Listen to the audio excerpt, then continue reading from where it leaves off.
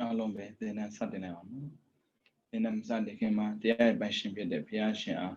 a mother that don't in your Subida Shiko Buza, whom your mansion, Crow Javazo. Namo Dada Bhagavando Arahato Dhamma Dhammo Dada Namo Dada Bhagavando Arahato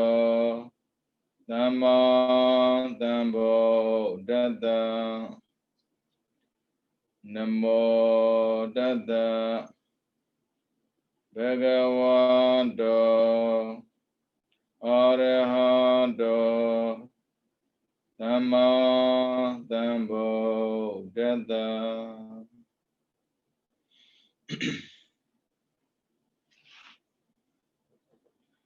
Tinadu Tinadamya Alo Minglava in the town of Serbia Sanalabai Satonya the name Ganwini Vidodime Dudia Sao Samya Na Naya Do Sedo Puriya Abeni Aja Yogi Bogoha Kuye Sene a Chando Drawa a Chando Bogoria Sego Panchabi a Biabi Di Sedo Bria Beni Yatane Bogoria Tumia Sego Panchabi Di Ragane the Guapido Segumuli Ragane the Guapido Sek who Biabi Di Lova Pide says when Lova Piman did Raga Kine Segumulis Lova Mohobu swing Dodas and Doda Mandide Moasule Mohammed did Good Piman did Dosana my readers Sego Padabe Naman Mana Mobuno Tumia State Chego go say net Tebi Tijida Tandida A Benyane a dosana Emma Sedo Puria Mali Puria Suraga Pancha Dalo Puria Sedo Puria Suro Sego Panchabi Didalo Sedo Puria Pido Nia Lima Sedo Puria Abeni Pibo also Sabat Aramebure Sedo Puria Abeni Pibo Shisale Shisako Sedobri Abeniha, De Basaku Abenian net, P zone the Abenian Muba made, as in Chigana, De Basaku Abenian Yatame. De Basaku Toto Swanao. Kong my Biana Kamalebe, De Basakua Yatabu, look at the low. Sedobri Abenian at 12, De Basaku Yatabu, look at the Tajamo, Sedobri Abenyango, Pisse Lure, Yogi Bogoha, Debasaku Abenye, go break and build detonate, shooting Pissia made. As in Pramazonwa, Debasaku Abenyango, when Zatama. No more saying, I mean, Medina.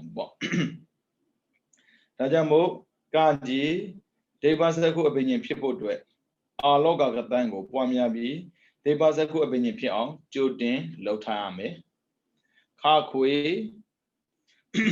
Ari now, Debasaku Abenian, Turbando ye, Haraya Watugo, maybe Piede, Londwe a young single, Jishubi, Set a chinigo, the Yame, 3 young net, set a chini regado. Somna does a Piete Kama, Londwe a young and Neon Shinide,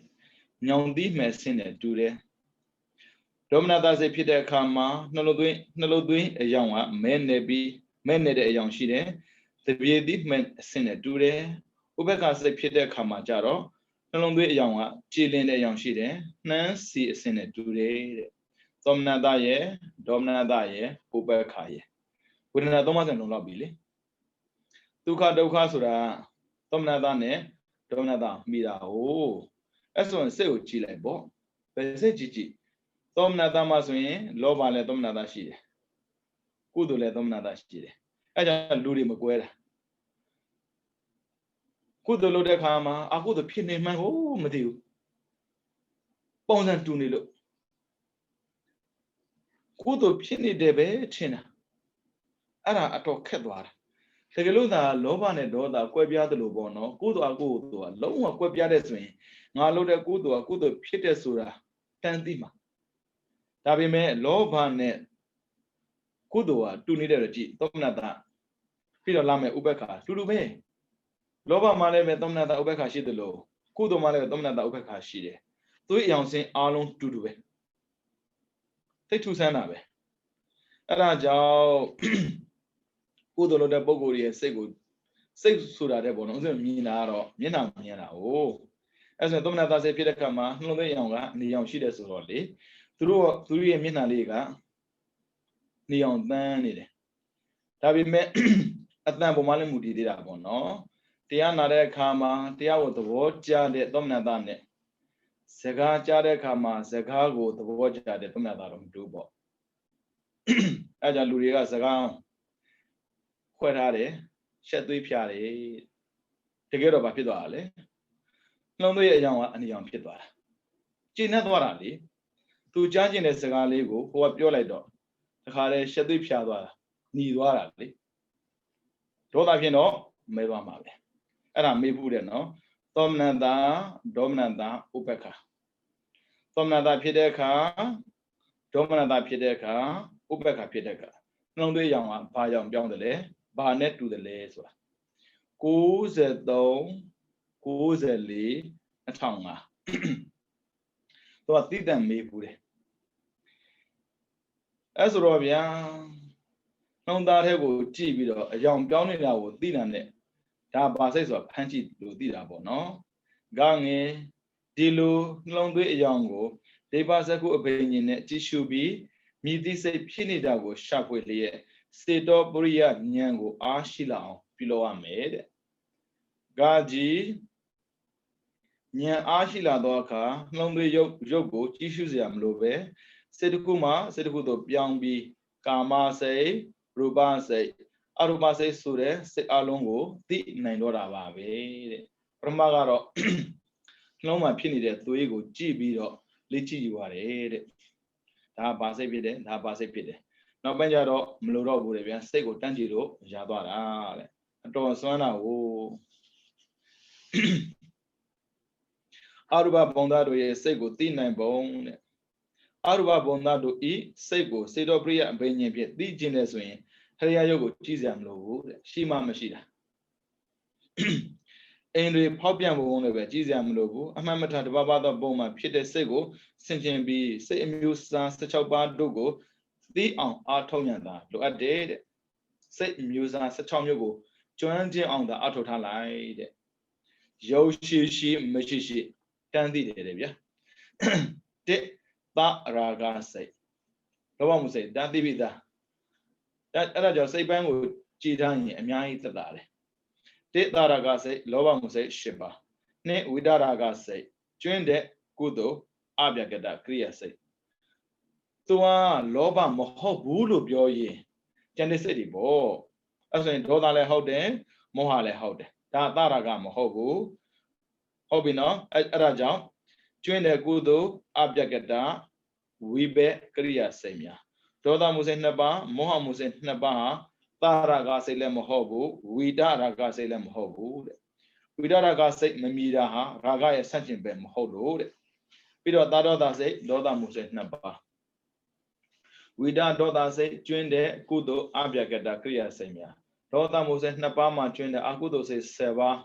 လောဘမှုစိတ်10ပါးမောဟမှုစိတ်2ပါးသာဒေါသစိတ်လည်းမဟုတ်ဘူးဝိတဒေါသစိတ်လည်းမဟုတ်ဘူးဒေါသဝိတကင်းနေတာတနည်းပြောရင်အကုသိုလ်ကင်းနေတဲ့စိတ်ကိုပြောတာဒါပေမဲ့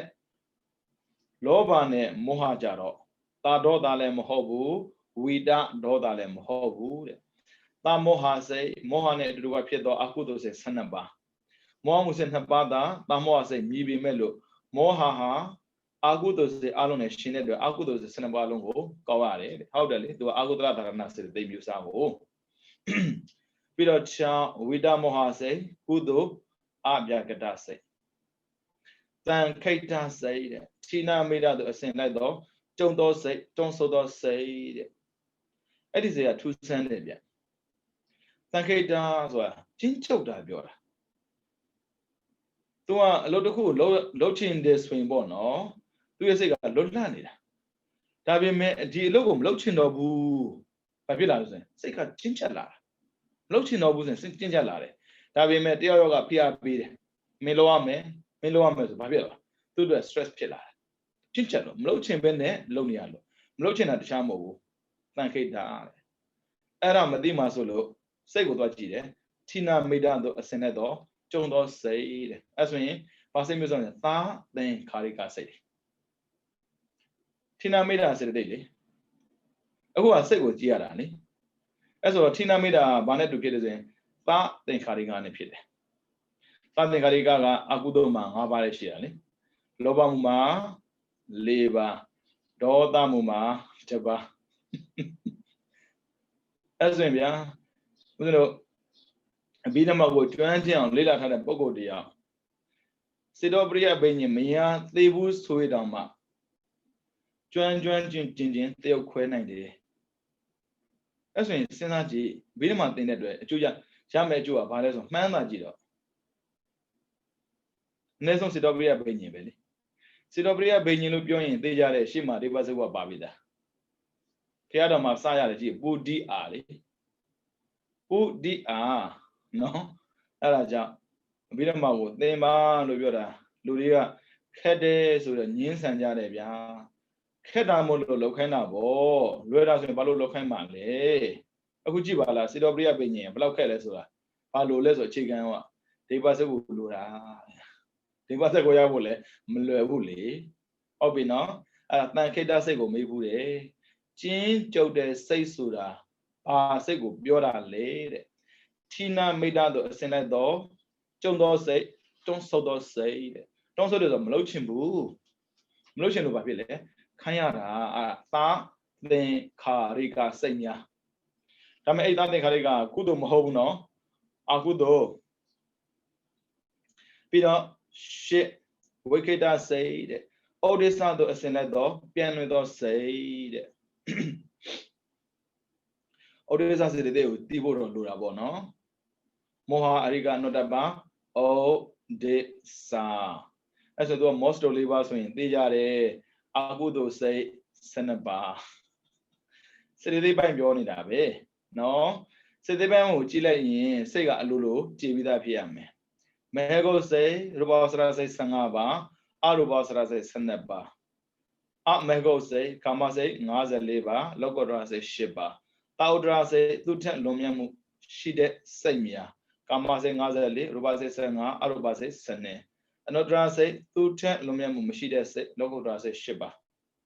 သမာဟိတစိတ်ဥပ္ပစ္စာအပ္ပနာတို့ရောက်တဲ့တည်ကြည်တဲ့စိတ်များ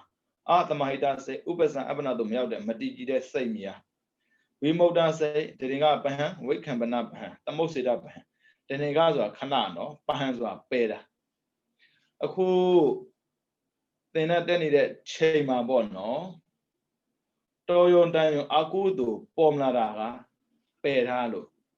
အဲ့ပယ်တာအမြဲတမ်းပယ်တာမဟုတ်တဲ့အတွက်ခဏပယ်တာမဟုတ်လို့တရင်ကပဟံလို့သူကသုံးတယ်တနည်းပြောမယ်ဆိုရင်ကာမစိတ်ဖြစ်နေရင်ကာမစိတ်တမှာကာမကုသို့ဖြစ်နေရင်ပေါ့နော်ကာမကုသိုလ်စိတ်ဖြစ်နေရင်တရင်ကပဟံမဟေကောကုသိုလ်စိတ်ဖြစ်နေရင်ဝိခံပနပဟံလောကုတ္တရာမေကုသိုလ်ဖြစ်နေရင်သမုတ်စေတပဟံလောကုတ္တရာမေကုသိုလ်ကတော့ပြက်ပယ်တာမလုံးဝမညာတာဘူးဝိခံပနပဟံကြတော့အဲ့လိုမဟုတ်ဘူးဗျာနည်းနည်းညာတာသိတယ်မင်းကွာတဘွားနှစ်ဘွားလောက်တော့မဖြစ်ပါနဲ့ပြမနေသေးတယ်ဒါတွေမဖြစ်ပါနဲ့တားတာပေါ့နော်ပြီးတော့ပฏิပတ္တိပဟံပฏิပတ္တိဆိုတာငြိမ်းစေတာ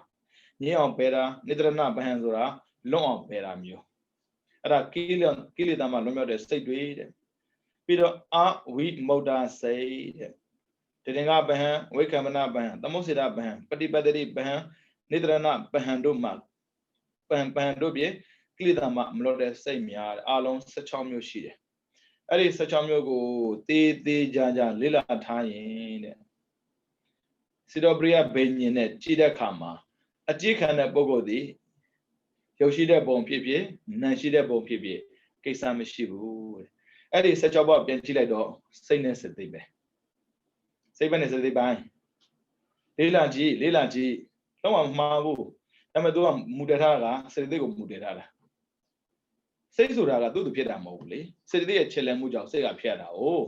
စိတ်ကအာယုံမဲ့ယူတာသူကဒါပေမဲ့အဲ့ယူတဲ့အာယုံမှာစိတ်ကိုလေချစ်လဲပြီးတော့လောဘဖြစ်လိုက်ဒေါသဖြစ်လိုက်မောဟဖြစ်လိုက်လောက်ခိုင်းတာစိတ်သိတွေအခုပြောသွားတာကစိတ်သိပိုင်းမှာဆိုရင်သင်္ဃာဟနိပြောတာမဟုတ်ဘူးတန်ပြောကနိကိုပြောသွားတာဒါဘေးမှာတင်ထားတဲ့ပုံကိုယ်တွေနည်းနည်းရိပ်မိအောင်ပြောတာပါနော်ပြီးတော့လာမယ်ပုတ်ဘေနိဝါဒနုတ္တိအဘိညာဉ်ယောဂီပုဂ္ဂိုလ်ဟာမြာသောပြရှိသောရှေးမှရှင်းနေခဲ့ဘူးဖြစ်ခဲ့ဘူးတဲ့ခန္ဓာစဉ်ကိုအောက်မေ့အောက်မေ့တယ်ဆိုတာပြန်မြင်တာပေါ့ဗျာအဲကြောင့်ပုတ်ဘေနိဝါဒဆိုတာနိဝါဒဆိုတာမိမိကိုယ်၏အဖြစ်သိမ့်ပိုင်၍အာယုံပြုဖို့ခံစားဖို့သောတရားများထိုစဉ်ခါကမိမိတန်တန်၌ဖြစ်ပေါ်ခဲ့ဖို့သောတရားများကိုနိဝါဒတဲ့ဖြစ်ခဲ့ဘူးတာခံစားခဲ့ဘူးတာအလုံးကနိဝါဒပုတ်ဘေနိဝါဒရှေးဒီဘဝမှာနေခဲ့ဖြစ်ခဲ့ဖို့တဲ့ခန္ဓာအစဉ်ဟာပုတ်ဘေနိဝါဒပုတ်ဘေနိဝါဒနုတ္တိရှေးဒီဘဝမှာနေခဲ့ဖြစ်ခဲ့ဖို့တဲ့ခန္ဓာတို့ကိုအောင်မေမှုအမှန်ရမှုတတိကိုပုတ်ဘေနိဝါဒနုတ္တိလို့ခေါ်ပါတယ်တဲ့ဒါဆိုတော့ဉာဏ်သိတာပဲဟုတ်ပြီနော်အဲဆို200ရှုပ်သွားမယ်ရှေးဘဝခန္ဓာစဉ်ကိုအောင်မေ့နေတဲ့ပုဂ္ဂိုလ်6မျိုးတဲ့ပြီးခဲ့တဲ့ဘဝနေခဲ့မှုတဲ့ဘဝကိုပြန်ပြီးတော့မြင်နိုင်တဲ့ပုဂ္ဂိုလ်6မျိုးရှေးဘဝခန္ဓာစဉ်ကိုအောင်မေ့နေတဲ့ပုဂ္ဂိုလ်တွေက1သန္နာပဒိဋ္ဌိများကံကြည့်နော်အဲ့ဒါကြောင့်ဘသူမှမပုတ်ခတ်ပါနဲ့မထိခိုက်ပါနဲ့လို့ပြောတာအဲ့ဒါပဲသန္နာပဒိဋ္ဌိများလို့ပြောရင်ခေတ်စကားပြောရင်ဘာသာခြားပဲ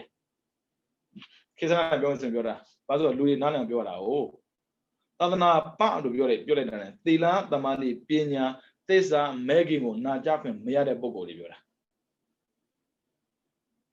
သူတို့မရမကြည့်အောင်ရှေ့ဝါသူမြင်နေအထင်မသေးနဲ့ဗျာဗုဒ္ဓအထင်သေးဖို့အတွက်ပြောတာမဟုတ်ဘူးကိလေသာကင်းဖို့အတွက်ကျင့်တဲ့နည်းကိုပေးတာဘာဖြစ်လို့တယောက်နဲ့တယောက်အထင်သေးကျင်တဲ့စိတ်တွေမွေးလာတာလဲ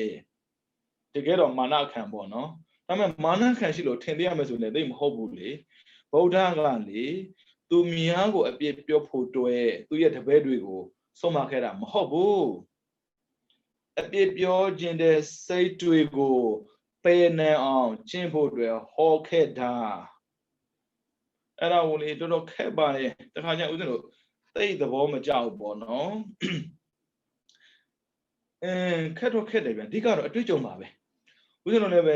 မြန်မာပြည်မှာသက်နေမယ်ဆိုရင်အဲ့ဒီအတွေ့အကြုံကရှိချင်မှရှိမှာပေါ့နော်အခုပြောနေတဲ့စကားကိုနားလဲချင်မှနားလဲမှာဒါပေမဲ့လေနည်းနည်းပါးပါဒီအရှိတောင်အာရှမှာထေရဝါဒနိုင်ငံသွားတာပြောတာမဟုတ်ဘူးနော်ထေရဝါဒမဟုတ်တဲ့နိုင်ငံတွေကိုသွားကြည့်ဘယ်လိုဆက်ဆံခံရမလဲဆိုတာတွေ့လိမ့်မယ်ပြောပါလိမ့်မယ်ဗျာငါတို့ဂရုမစိုက်ပါဘူး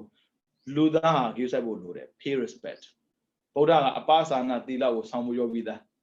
ငါတို့ဂရုမစိုက်ဘူးဆိုရင်လူမတွေ့နဲ့ဘဲမှမသွားနဲ့ကိုယ်တိုင်ဟိုနာဒီနာသွားမှသိတာဗျာတခါမှကိုယ်မမြင်ဘူးတဲ့လူပုံစံကြည့်ပြီးတော့လေဆဲမယ်ဆိုမယ်အပြစ်ပြောမယ်မင်းတို့ကရိုင်းဆိုင်တယ်လို့ဆိုလို့ဆိုနေတွေးပါလိမ့်မယ်ဗျာအဲ့ဒါကြည့်သွားပြီမင်းတို့ဗုဒ္ဓကသူများကိုပုတ်ခတ်ဖို့သင်ပေးခဲလားလို့ပြောတာ ਨੇ တူတူပဲကြုံဘူးတယ်ဒါပေမဲ့ပြည်တွင်းမှာပဲနေတဲ့ဘုန်းကြီးတွေကအဲ့လိုမသိဘူးလေဟိုကပြောပါလေဦးမယ်ဒါမင်းကဘာလောက်တာတုံးလို့သီလသမာဓိပညာဆိုတာမြန်မာနိုင်ငံမှာနေတဲ့လူတော့ပဲကျင့်ခွင့်ရမယ်ထင်လို့လားဒီနေ့က post ကိုဖတ်လိုက်တယ်မဆွေတတဲ့မှာနာဂဖြစ်နေတဲ့ဆရာတော်ဥဝဒတ္ထဘိဝန္တဆိုတာသူဩဝါဒပေးတဲ့ထက်မှာထက်ပြောသွားတာနိုင်ငံသားတရားတဲ့ဗုဒ္ဓဝါဒကိုယုံကြည်ပြီး Google လာတဲ့ချိန်မှာတရားကိုသိကျင့်တာပဲတဲ့ပြီးတော့ဘုန်းကြီးနဲ့ဖြစ်သွားတာပေါ့လေနောက်တော့ဘုန်းချင်းချင်းတွေ့တဲ့အခါမှာသူကပြောတယ်တဲ့ဗမာနိုင်ငံမှာခိုးခွဲနေတဲ့ပုံကိုယ်တွေရဲ့ပုံစံကိုကြည့်ပြီးတော့နှစ်100 200 300လောက်ချိန်ကြပြီဆိုရင်တဲ့ဗုဒ္ဓဘာသာဆိုတဲ့သို့မဟုတ်ဗုဒ္ဓသာသနာဆိုတဲ့အနှစ်သာရစစ်ကိုတွေ့ကျင်နေဆိုရင်တော့မြန်မာပြည်မှာတွေ့ရမှာမထင်နဲ့တဲ့ယူရိုမှာလာကြည့်ရလိမ့်မယ်တဲ့အဲ့လိုပြောတာလေဒါပေမဲ့ဘုန်းကြီးကဘာပြောလေကိုယ်နိုင်ငံကိုပဲကိုဖြစ်စေချင်တာပေါ့သူကသုံးသပ်ပြသွားတာသူဒီမှာနေတာကြာလာပြီဖြစ်တဲ့အတွက်မြန်မာတွေရဲ့ကိုးကွယ်မှုကိုအဓိကကြည့်ကြည့်တယ်ပြီးတော့ကိုးကွယ်ခံတဲ့ပုံကိုယ်တွေလည်းကြည့်တယ်သူ mentally မကိုးကွယ်ဘူး physically ကိုးကွယ်နေကြတာရုပ်ပိုင်းဆိုင်ရာကိုပဲအားထားပြီးတော့ကိုးကွယ်နေရတာတွေ့တယ်တဲ့ဗုဒ္ဓကရုပ်ကိုကိုးကွယ်သင်တာမဟုတ်ဘူးလေတဲ့ကန့်ကြည့်သူများနိုင်ငံလူတွေကလေးလာအဲ့လိုလေးလာတာခက်တယ်ဦးဇင်းတို့နိုင်ငံအများကြီးပြင်ရမှာအများကြီးကိုပြင်အောင်ပါဒါတန်ခါနာကဆရာတော်ပဲသူကိုယ်တိုင်ပြောပြသွားတာဗျာဒီလိုသာဆက်သွားနေလို့တော့နောက်နိုင်ငံဘယ်တော့မှမှီမှာမဟုတ်ဘူးဘာဖြစ်လို့လဲနောက်နိုင်ငံတိုးတက်ခဲ့တာကြာပြီတဲ့ရုပ်ပိုင်းဆိုင်ရာတိုးတက်မှုကြောင့်ဒုက္ခတွေများတယ်ဆိုတာသိတဲ့ချိန်ကစပြီးတော့စိတ်ပိုင်းဆိုင်ရာရဲ့လွတ်လပ်မှုတို့ရှာဖွေလာကြပြီတဲ့ဒါပေမဲ့ဒီမှာရှိနေတယ်ခက်တာရှိနေတဲ့နေရာမှာရှိတဲ့လူကမကျင့်ဘူးတဲ့ရှာတဲ့ပုဂ္ဂိုလ်ကတွေ့ပြီးတော့ကျင့်နေပြီတဲ့မြင်အောင်သိတယ်ဆိုင်ဘုတ်ကမ်းပြီးတော့လမ်းလျှောက်ဝယ်စိတ်ကူးမြင်နေဗျာဒီမလေးပြောင်ပြောတာဒါပေမဲ့အပြင်မှာတော့ပြောလို့မရဘူးနော်တကယ်ပြောတာဘယ်သူမှထိခတ်တာမဟုတ်ဘယ်သူမှပုတ်ခတ်တာမဟုတ်ဘူးဗုဒ္ဓဝါဒသည်မာမာနကိုချိုးနေပြီးတော့သီလကိုပြည့်စုံအောင်ဖြစ်ရမယ်ဆိုတာပါပြီးသားသီလမှာဥစဉ်30ရှိတယ်ဆိုတော့လူတိုင်းသိပါနဲ့ရှောင်သီလနည်းနည်းလေးဆောင်းသီလအများကြီးအပ္ပဇာနာဝေဝဆာဆောင်းသီလတွေလေဗျာဖိရစပက်ဆိုတာမာနကင်းမှရတာဝေဝဆာဆိုတာအတ္တကင်းမှအတ္တဆိုတာဒိဋ္ဌိကင်းတာပြောတာလေဘယ်နဲ့ဗျာ၅ပါးသီလလေးယူထားရုံနဲ့ဒေါသကင်းရုံနဲ့မလုံလောက်ဘူးဒေါသကင်းရုံနဲ့မာနကင်းမယ်လို့မထင်နဲ့ဒိဋ္ဌိကင်းမယ်လို့မထင်နဲ့မရဘူးအဲကြောင့်ဒေါသလည်းကင်းရတယ်ဒေါသကင်းရင်ဘာပေါ်လာမလဲမေတ္တာပေါ်လာတယ်မာနလည်းကင်းရတယ်တဲ့ဒိဋ္ဌိလည်းကင်းရတယ်တဲ့ဒါမှဥစဉ်တော့ virtue ခေါ်တဲ့သီလပြည့်စုံပါလိဗျာအဲ့ဒါဆရာတော်ကြီးပြောပြသွားမှာဩစဉ်းစားကြည့်ပြန်ပြောတာမဟုတ်ဘူးလေအတွေ့အကြုံပဲအခုကြည့်ရောစာထဲမှာတက်ရပါတာလေရှေးဘဝခန္ဓာစဉ်ကိုအောက်မိနေတဲ့ပုံကို6မျိုးထဲမှာသာသနာပတိဋ္ဌိများဒါစကလုံးနေနဲ့သုံးတာတိဋ္ဌိဆိုတာကသစ္စာလေးပါကိုမကျင့်လို့တာသူကဒီစကားသုံးရတာမကျင့်ရင်လို့မဟုတ်ဘူးသူတို့ရဲ့သင်ကြားမှုမှာကိုမရှိလို့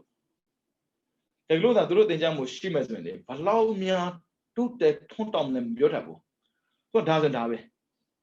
ဗမာတွေလို့လေဒါမလုပ်နဲ့ဆိုရင်ဟိုကလုပ်လို့မရဘူးလားအဲ့လိုလာတာအဲ့ဒါကြောင့်ကြုံလုံးတွေပြောတာပါကြည့်လိုက်လို့ဆရာတော်ကြီးကစိတ်ပူနေပြီပဲလို့နော်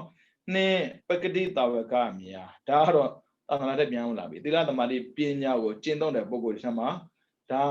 အောက်ဆုံးပုဂ္ဂိုလ်ပဲပကတိတာဝကဆိုတာနောက်ထပ်လာမယ်မဟာတာဝကမြင်လာတယ်ပြီးတော့အက္ခတာဝကပိစိကဗုဒ္ဓသမ္မာသမ္ဗုဒ္ဓပကတိတာဝကဆိုရဟန္တာတော့ရဟန္တာပဲဒါပေမဲ့ဣတိတက်မရအောင်ဟုတ်ပြီနော်မဟာတာဝကကျတော့ဣတိတက်ရတာ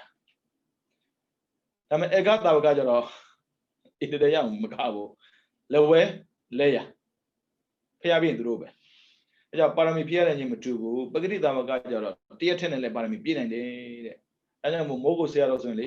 ဟာသူတရားရတားကြောက်ဆက်ကောင်းတုံးသလားမမေ့နဲ့လုံးဝမညံ့နဲ့တရားထိုင်နေကြလုံးဝမညံ့နဲ့တဏ္ဍာပဟန်နဲ့ပက်ထားတဲ့ကိလေသာကိုနောက်တစ်ဆက်တက်ပြီးတော့ဝိက္ခမနနဲ့ပယ်နိုင်အောင်ကြိုးစားနောက်တစ်ဆက်တက်ပြီးတော့သမုစေတပဟန်နဲ့ပယ်နိုင်အောင်ကြိုးစားလောက်တော့လောက်ရှိတာနဲ့အတိအကွက်တိကြရင်အရိယာဖြစ်မှာပဲပကတိတာဝကကြတော့လေသူ့မှာအထင်သတ်မှတ်ချက်မရှိဘူးဘယ်နည်းကျင့်ရမယ်ဘယ်နှဘောပါရမီကျင့်မပါအောင်သူကဒါပေမဲ့မဟာတာကကြမရဘူးကပ္ပတသိမ့်မပြည့်ရင်ရဖို့မရပြီး ပြီးတော့အခါတော့ကကြတော့တေးအသေးချင်းကဘာတဲ့မပြင်းရဖို့မရဘူးဒါကန်းတန်းချင်းနဲ့သွားတာဟုတ်တယ်လေဝါသနာရှင်နဲ့ပြင်းရှင်တူမှမတူပဲနဲ့ပဂရိတာဘကဝါသနာရှင်လေအဲ့ဒါလည်းဝတ်သေးရသေးတယ်အဲ့ဒါတချို့တွေးသေးတယ်ပြီးတော့ပါရမီမပါဘူးဗျာဘသူကပြောလိုက်လည်းမသိပါရမီပါအောင်ကျင့်လိုက်အခုပါရမီပါလာပဲပါရမီဆိုတာတခြားမဟုတ်အလေးအကျင့်ပဲဒါနာပါရမီသီလပါရမီပေးတာကမ်းတာအလေးကျင့်ဒါပေမဲ့မတွေ့တဲ့ချက်ကကိုယ့်အတွက်ပေးရင်တော့ပါရမီမဟုတ်ဘူးသူများတဲ့ပေးမယ်ကိုမှကြတော့ကိလေသာကင်းကျင်တယ်ဆိုရင်ပါရမီအလေးကျင့်တယ်ပြီးတော့ပိစိကဗုဒ္ဓပြီးတော့နာမလံဗုဒ္ဓကြည့်အောင်သာသနာ့ဘာကာလဆိုရင်ဘလောက်စွမ်းတယ်လဲဆိုတာအဲ့ဒီမှာသာသနာကိုယ်ရတာတန်ဖိုးရှိမရှိသိလာတာကြည့်အောင်ရှေးဘဝခန္ဓာစဉ်ကိုအောက်မေ့နေတဲ့အချိန်ကာလသာသနာ့ဘာတိတ်ချီတဲ့ကဘာပေါင်း40ထိတာအောက်မေ့နေတယ်ကဘာပေါင်း40လေနဲလားကဘာပေါင်း40မပြောနဲ့နိုင်40ကိုမှန်းပြီလို့ခက်နေတာမေ့ကြည့်လေနိုင်40သူများမေ့ဦးစင်းမေ့ကြည့်အောင်မသိဘူးမမှတ်မိဘူးအဲ့မေ့တဲ့ချင်းကဦးစင်းတို့မှာပါပြီးသားမွေးရပါဖြစ်နေတယ်အပမာဒမဟုတ်ဘူးဦးစင်းတို့ကပမာဒနဲ့မွေးလာတာအဲ့ကြောင့်ဘုရားတတိမြဲတမ်းပြီးတယ်အပမာဒကဘာ40လေအဲ့ဒါမဟုတ်ဘူးနော်အဲ့ဆိုစဉ်းစားကြည့်ဘုရားမကိုးကွယ်တဲ့ပုဂ္ဂိုလ်ရအခွင့်မရှိတော့ဘူးလားရှိတယ်လောကဓာတ်မှာခွင့်ရှိတယ်နိဗ္ဗာန်အတွက်သာခွင့်ရမရှိတာဘာဖြစ်လို့လဲသူကမဲခင်မကျင့်ဘူးမဲခင်မကျင့်ရင်သစ္စာမသိဘူးသစ္စာမသိရင်နိဗ္ဗာန်မြင်ကိုမမြင်ဘူးအဲ့ဒီတရားကိုဟောနေတဲ့ပုဂ္ဂိုလ်ကလည်းဗုဒ္ဓပဲရှိလို့အဲ့ကြောင့်ဗုဒ္ဓကိုးကွယ်ပါဆိုအာရကိုးကွယ်ခံတာမဟုတ်ဘူးခွင့်ရနေပူရစေချင်တာကြည့်လိုက်ဘယ်လောက်กว่าမလဲဆိုတာနာယုတ်ကိုပိုင်းခြားတတ်တဲ့ဉာဏ်ကင်းတဲ့အတွက်ပညာအားနဲ့လို့သိကြတာပေါ့နာယုတ်ဟောတဲ့ပုဂ္ဂိုလ်မှမရှိပဲနဲ့ mind and matter ဆိုတာ just name သူတို့ကနာမည်လောက်ပဲသိတာလေသူတို့ကြားလိုက်လို့မဟုတ်ဘူးလေခွဲခြားပြီးသိအောင်သင်ပေးတာလေကွာသွားတာကြည့်လိုက်နောက်ထပ်ပဂတိတာဘကကဘာပေါင်း100မှ1000ရှိတယ်ကဲကွာသွားတာ40နဲ့100ပဲရှင်းကြည့်လိုက်အောင်60กว่าနေပြီ1000နဲ့ရှင်းကြည့်လိုက်ဘလို့မှရှင်းလို့မရဘူးအဲ့ဒီအာသာချက်တွေရှိတာမို့လို့ဖရာတရားတန်ခါဗုဒ္ဓမေတရဏအဉ္ဉဏတိဓမ္မမေတရဏအဉ္ဉဏတိတန်ဂောမေတရဏအဉ္ဉဏတိလောကမှာရှိတဲ့ပုဂ္ဂိုလ်တွေပြောတဲ့စကားလည်းမတူဘူးတဲ့ဓမ္မကိုသိတဲ့ပုဂ္ဂိုလ်သစ္စာသိတဲ့ပုဂ္ဂိုလ်ပြောတဲ့စကားသိတိကြလို့လို့ကြည်ရတဲ့ကြိုးอ่ะအဲ့ဒါကြောင့်စီးပွားရေးသမားချင်းတူတူပဲစနစ်တကျပညာသင်ပြီးအောင်မြင်တဲ့ပုဂ္ဂိုလ်နားမှာချစ်ကပ်ရင်ကြားရှုံးကိုသိခဲရင်းတယ်ပို့အောင်မြင်တယ်အဲ့လိုမျိုးပဲနဲ့ကိုယ်စီးပွားလုံးရင်းနဲ့လေတိုးပြီးတော့အောင်မြင်သွားတဲ့ပုဂ္ဂိုလ်ဒီလိုအောင်မြင်တယ်ဆိုသူပြောတဲ့ကွာတော့လို့တော့ကိုယ်ရှုံးရင်ရှုံးမှာစနစ်တကျသင်တဲ့ပုဂ္ဂိုလ်ဘလို့မှမရှုံးမယုံမရှိနဲ့ business man တယောက်ဟာဘယ်တော့မှမမွဲဘူးမချမ်းသာတဲ့နေမှာဘာဖြစ်လို့သူကကာကွယ်မှုလည်းတည်တယ်တိုးတက်မှုလည်းလုပ်လို့ရတယ်အဲကြောင့်ဘာထက်ပြီးသင်ရဆို marketing မှာထက်သင်ရတာ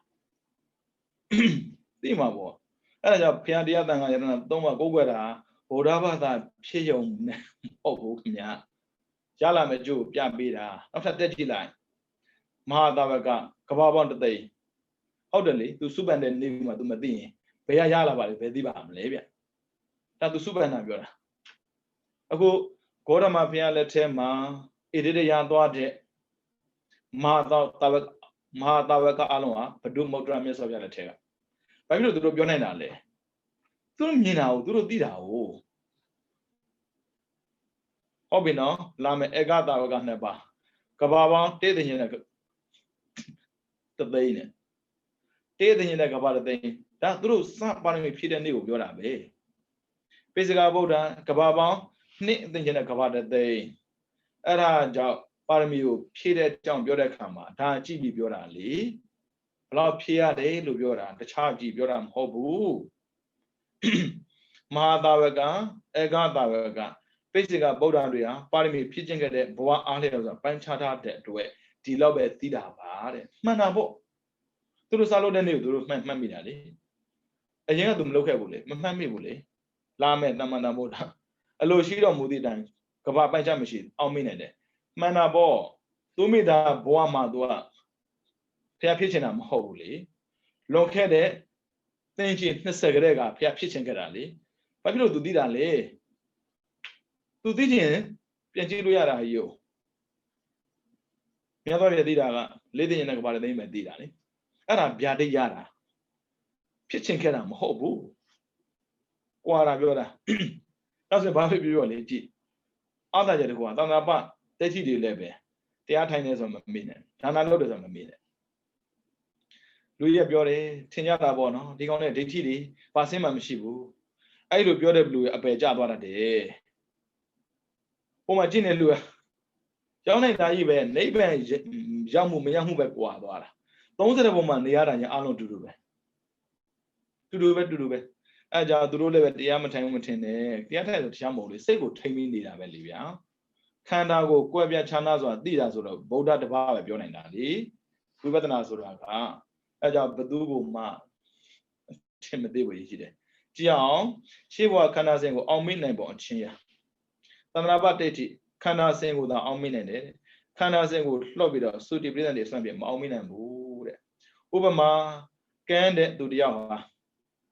မိမိတယောက်တဲ့လိုရရက်ကိုမသွားနိုင်တယ်လို့တဲ့သန္တနာပဒိဋ္ဌိတွေကလည်းပဲအလိုရှိရခန္ဓာကိုခုံကျော်ပြီးမအောင်မိနိုင်ဘူးတဲ့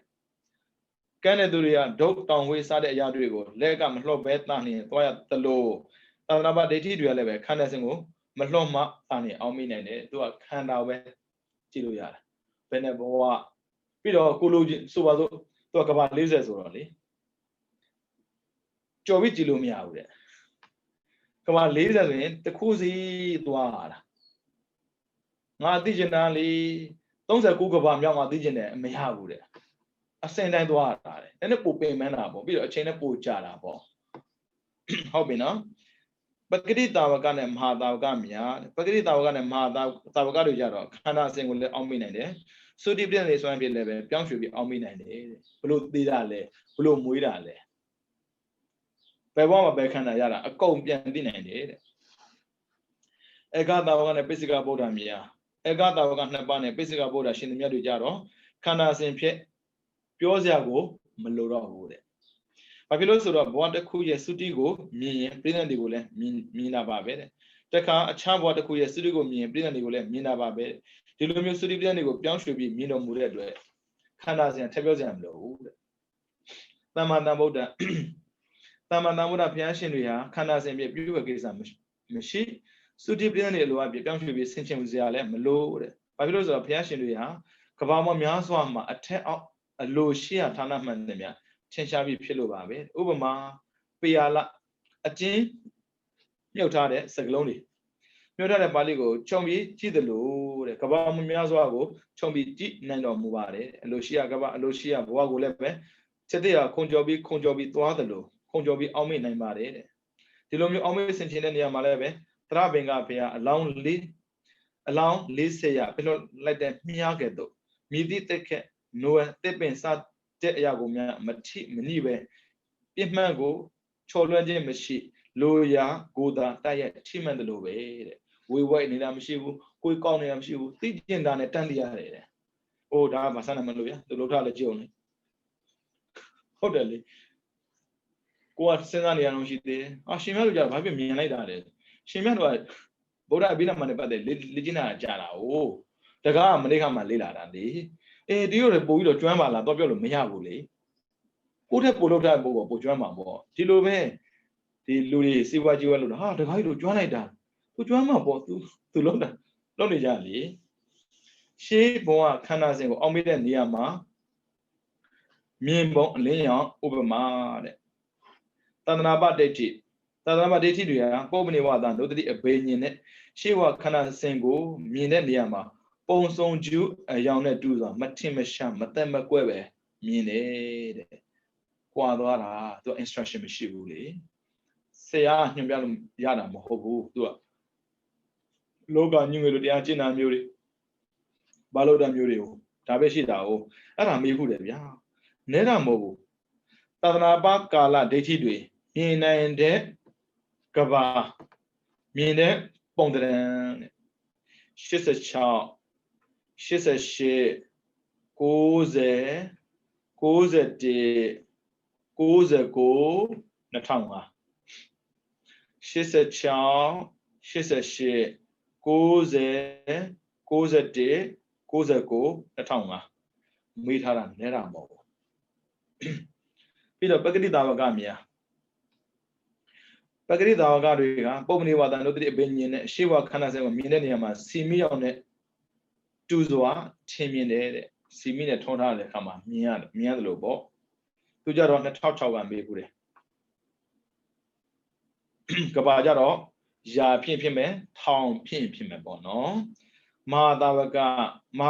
တွေကြတော့ပုပ္ပနိဝါဒနုတ္တိအဘိညာဉ်နဲ့ရှိဝခန္ဓာစဉ်ကိုမြင်တဲ့နေရာမှာမိရှုတစောင်းအညာနဲ့တူစွာထင်မြင်တယ်တဲ့လက်ထက်မှာမိတုတ်ကင်တာလေတအားလင်းတာကိုမိခွက်ထက်စာရင်သူကပိုလင်းတာပေါ့နော်သူကြတော့ကဘာတသိဧကတာဝက2ပါးဧကတာဝက2ပါးကြတော့ပုပ္ပနိဝါဒနုတ္တိအဘိညာဉ်နဲ့ရှိဝခန္ဓာစဉ်ကိုမြင်တဲ့နေရာမှာတောက်ရှုကျက်နဲ့တူစွာထင်မြင်တယ်တဲ့မလီအဲ့ဒါတောက်ရှုကျက်ဆိုတာဒီတိုင်းပြလို့မရဘူးတရားထိုင်တဲ့အခါမှာလေပฏิပါကနဲ့မိတ်ပေါ်ရင်အဲတောက်ရှုကျက်ရောင်တွေ့လိမ့်မယ်လက်ရှာလို့တွေ့မှာမဟုတ်ပိစိကဗုဒ္ဓများတဲ့ပိစိကဗုဒ္ဓရှင်မြတ်များပုပ္ပနိဝါဒနုတ္တိအဘိညာဉ်နဲ့ရှိဝခန္ဓာစဉ်ကိုမြင်တဲ့နေရာမှာလာရောင်နဲ့တူစွာလာရောင်ကလင်းတော့လင်းတယ်ဒါပေမဲ့နေရောင်နဲ့မတူသေးဘူးဟုတ်ပြီနော်သမ္မာသမ္ဗုဒ္ဓမြတ်စွာဘုရားရှင်ကပုပ္ပနိဝါဒနုတ္တိအဘိညာဉ်နဲ့ရှိဝခန္ဓာစဉ်ကိုမြင်တဲ့အခါမှာရောင်ကြီးတောင်အလင်းဆောင်တဲ့တရတဥဒုမှာထွက်ပေါ်လာတဲ့နေဝံ့ရဲ့အကြောင်းနဲ့တူစွာထင်မြင်တော်မူတယ်တဲ့လင်းထင်းနေတာပဲဟုတ်ပြီနော်ရှိဘဝခန္ဓာစဉ်ကိုအောက်မေ့တဲ့နေရာမှာနှိုင်းရှင်ပုံဥပမာတဏ္ဍပါတိတို့ရဲ့ပုပ္ပနိဝါဒနုတ္တိအဘိညာဉ်နဲ့ရှိဘဝခန္ဓာစဉ်ကိုမြင်ပုံဟာသူကန်းတယောက်တောင်ဝိကိုဆွဲကန်ပြီးစန္ဒဘဝသွားနေတာနဲ့တူတယ်တဲ့ခုနကအယောင်နဲ့ဥပမာမျိုးဒါလည်းမေးဖို့တာ2008ကမေးဖို့တယ်ပဂရိတာဝကတော့ပုပ္ပနိဝါဒနုတ္တိအဘိညာဉ်နဲ့ရှိဘဝခန္ဓာစဉ်ကိုမြင်ပုံဟာသေလုံးတစ်ခုတည်းသာခင်းထားတဲ့ချောင်းဖြတ်တရားငယ်ပေါ်မှာသွားနေတာနဲ့တူတယ်တဲ့မဟာတာဝကတို့ရဲ့ပုပ္ပနိဝါဒနုတ္တိအဘိညာဉ်နဲ့ရှိဘဝခန္ဓာစဉ်ကိုမြင်ပုံဟာလူလေး9ယောက်သွားလာလောက်တဲ့ပြင်ချက်များခင်းထားတဲ့ပြင်ခင်းတရားပေါ်မှာသွားနေတာနဲ့တူတယ်ဧကတာဝက2ပါးရဲ့ပုပ္ပနိဝါဒနုတ္တိအဘိညာဉ်နဲ့ရှိဘဝခန္ဓာစဉ်ကိုမြင်ပုံကတော့လက်တစည်းသာသွားလောက်တဲ့လှဲလန်းတရားပေါ်မှာသွားနေတာနဲ့တူတယ်ပိုကျဲလာတယ်ပေါ့လေပိစိကဗုဒ္ဓရှင်မြတ်တို့ရဲ့ပုပ္ပနိဝါဒနုတ္တိအဘိညာဉ်နဲ့ရှိဘဝခန္ဓာစဉ်ကိုမြင်ပုံကြတော့လူများသွားလာရလူသွားလန်းကြီးပေါ်မှာသွားနေတာနဲ့တူတယ်သမ္မာသမ္ဗုဒ္ဓမြတ်စွာဘုရားရှင်ပုပ္ပနိဝါဒနုတ္တိအဘိညာဉ်နဲ့ရှိဘဝခန္ဓာစဉ်ကိုမြင်တော်မူပေါင်းတော့လှဲစီး20 30ခန့်တပြိုင်နက်သွားလောက်တဲ့လှဲလန်းကြီးပေါ်မှာသွားနေတာနဲ့တူတယ်တဲ့အခုခေတ်စားပြောဆိုတော့နေပြီးတော့လမ်းမှာသွားသလိုပေါ့ကာစီး20လောက်သွားလို့ရတယ်ရန်ကုန်မှာသွားတာနဲ့မတူရန်ကုန်တချို့ရန်ကုန်မှာကြတော့တလန်းသွား2လမ်းသွားရှိတယ်နော်အနုတ္တတိအရာယူရမယ့်ပုံကိုမျိုးစားအနုတ္တတိကခန္ဓာစင်အားဖြင့်လည်းကောင်းသုတိပရိသတ်တွေစင်အားအစွမ်းဖြင့်လည်းကောင်းအစဉ်လိုက်ပြီးအောင်မေခြင်းလို့ဖွင့်ဆိုထားတာဖြစ်တဲ့အတွက်ပဂတိတာဝကပုံကိုတွေကိုယူပြီးအဲ့ဒီပုံကိုတွေရဲ့ပုပ္ပနိဝါဒနုတ္တိပညာကိုရကောက်ပါတဲ့ပုပ္ပနိဝါဒနုတ္တိအဘိညာဉ်ဖြစ်ပုံတဲ့ပုပ္ပနိဝါဒနုတ္တိအဘိညာဉ်ကိုဖြစ်စေခြင်းတဲ့ယောဂီပုဂ္ဂိုလ်အာတိကမိကပုဂ္ဂိုလ်ဖြစ်မဲ့ဆိုရင်ပထမဆုံးရကာစဆိုရင်ပေါ့စွန်စားပြီးနောက်စိတ်ဉာဏ်ရတော့ချင်းကပ်ပြီးပြင်ပအာယုံမှဖဲခွာတာအဲ့ဒါအားလုံးတူတူပဲနော်စိတ်ဉာဏ်တဲ့နေရာသွားရမယ်အာယုံဖြောက်အောင်ပဲအဲ့ဒါအားလုံးတူတူပဲကမ္မထအာယုံမှာစိတ်ဆက်ထားပြီးရူပဝဇ္ဇရဇံကိုအစဉ်တိုင်းဝင်စားပြီးအခြေခံပါရကဇံကိုဖြစ်စေရမယ်စတောကနေဆိုစတောရဇံပေါ့ပစ္စကနေဆိုပစ္စမဇံပေါ့အဲ့ဒီအခြေခံပါရကဇံမှာထောင်းမြပြီးဇံဝင်စားမိအချိန်ကနောက်ဆုံးထိုင်ခဲ့တာကိုနှုံးနဲ့ဆင်ခြင်ရမယ်ပြီးတော့ထိုင်ရန်အတွက်နေရာခင်းခဲ့ပုံ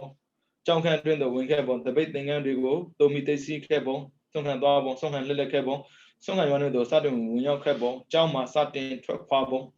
ဇေဒီတော်ဘောဓိပင်တွေကိုရှိကိုဥချပုံတပိတ်ရည်ကျင်းပြီးတော့တပိတ်စိတ်ခဲ့ပုံတပိတ်ယူတဲ့အချိန်မှာစပြီးတော့မျက်နှာသိခဲ့ပုံမိုးတောက်ရန်မှလောက်ခဲ့တဲ့လုပ်ငန်းကိစ္စများတကောင်းရန်မှလောက်ခဲ့တဲ့လုပ်ငန်းကိစ္စများညှို့ရန်မှလောက်ခဲ့တဲ့လုပ်ငန်းကိစ္စမျိုးကိုနောက်ပြန်ဆင်တဲ့အသေးစိတ်နှလုံးသွင်းဆင်ခြင်ရမယ်တဲ့သူကခန္ဓာစဉ်ကိုသိဖို့အတွက်လက်ကြည့်ရတယ်ဆိုတော့တော်တော်လေးတော့လှုပ်ရှုပ်တာပဲနော်အကုန်လုံးလက်ကြည့်ရတာပဲ ဒီလိုမျိုးနှုံးနဲ့ဆင်ခြင်မှုကတာမန်ပကတိစိတ်ရှိသူအားဖြင့်ပေါ်လွင်ထင်ရှားနိုင်ပါတယ်ပြန်စဉ်းစားပေါ်နေတာကိုဘာလို့ခဲ့လဲဘာလို့ခဲ့လဲသိကြပြန်စဉ်းစားရတာပဲလေပရိကသမာဓိစိတ်ရှိတဲ့သူကတော့ပိုပြီးပေါ်လွင်ထင်ရှားတာပေါ့တဲ့ဒါငယ်တကယ်လို့နှုံးနဲ့ဆင်ခြင်တဲ့နေရာမှာကိစ္စအချို့မပေါ်လွင်မထင်ရှားပဲဖြစ်နေမယ်ဆိုရင်ပါရဂဇန်ကိုပြန်ဝင်စားဇမ္မထပြီးပြန်နှုံးနဲ့ဆင်ခြင်မပေါ်ရင်မရဘူးတော့သူကပြန်ဝင်စားပြီးတော့ပြန်ဆင်ခြင်တယ်အမလီအဲ့ဒီကမှအမှောင်မှာမိထွန်းလိုက်တယ်လို့ထင်ရှားပေါ်လွင်လာပါလိမ့်မယ်တဲ့ဂါကြီးဒီလိုမျိုးပထမနေ့အတွက်အသေးစိတ်နှလုံးသွင်းဆင်ခြင်ပြီးဒုတိယနေ့တတိယနေ့စသည်10ရက်15ရက်20တလတစ်နှစ်တန်အောင်ပြုလုပ်ခဲ့တဲ့ကိစ္စများကိုလည်းပဲနောက်ပြန်ဆင်တဲ့အသေးစိတ်ဆင်ခြင်သွားရမယ်မလေးဗျာအကုန်ပြန်မြင်တာအောစရာပဲလောက်ခဲ့တာအကုန်ပြန်ပေါ်တာဆိုတော့မဆိုတော့တရချင်းဆုပ်သွားရင်နောက်ဆုံးပါလေနှစ်နဲ့ချီရလာတာဒီနေ့နဲ့10နှစ်နဲ့ဆက်စပ်နေပြီလက်ရှိဘဝပြည်သန်ဒီကာလတိုင်အောင်နှုံးသွင်းဆင်ခြင်ပြီးနေပြည်သန်ဒီကိုကြော်ပြီးတော့ရှေးဘဝသုတိကနာမှာဖြစ်ခဲ့တဲ့ရုံးနံကိုနှုံးသွင်းဆင်ခြင်ဟုတ်တယ်လေဒီဘဝကိုမမြင်ဘဲနဲ့နောက်ဘဝကြည့်ဖို့မဖြစ်နိုင်ဘူးလေအဲကြောင့်ပထမဆုံးဒီဘဝမှာလေ့ကျင့်တာဗတိလဲဆိုရင်ပြည်သန်ဒီနေတဲ့တီပြည်သန်ဒီနေတဲ့တီသိရင်သုတိဘလို့သိခဲ့ဆိုသူသိပြီတော်တော်ကိုစနစ်ကြနော်လောက်သွားတာပညာထက်မြက်တဲ့ယောဂီပညာထက်မြက်ဆိုတိတ်ခပေါ့ပညာထက်မြက်တဲ့ယောဂီပုဂ္ဂိုလ်ဖြစ်မဲ့ဆိုရင်ပထမတစ်ချိန်တည်းနဲ့ပြည်သန်ကိုကြော်ပြီးသုတိခဏမှာဖြစ်ခဲ့တဲ့နာယုတ်ကိုအောင်ပြုနေဆောင်ရှိတယ်တဲ့ကဲညံထက်ရင်ပြည်သန်ရောက်တာနဲ့တပြိုင်နက်ကိုယ်လုံးတက်စီပြီးမြင်ရောဟုတ်ပြီနော်ပညာအားနဲ့တဲ့ယောဂီအဲ့ဒါကြည့်သွားဖြစ်ပညာတကယ်ကိုထက်ဖို့လိုအပ်တယ်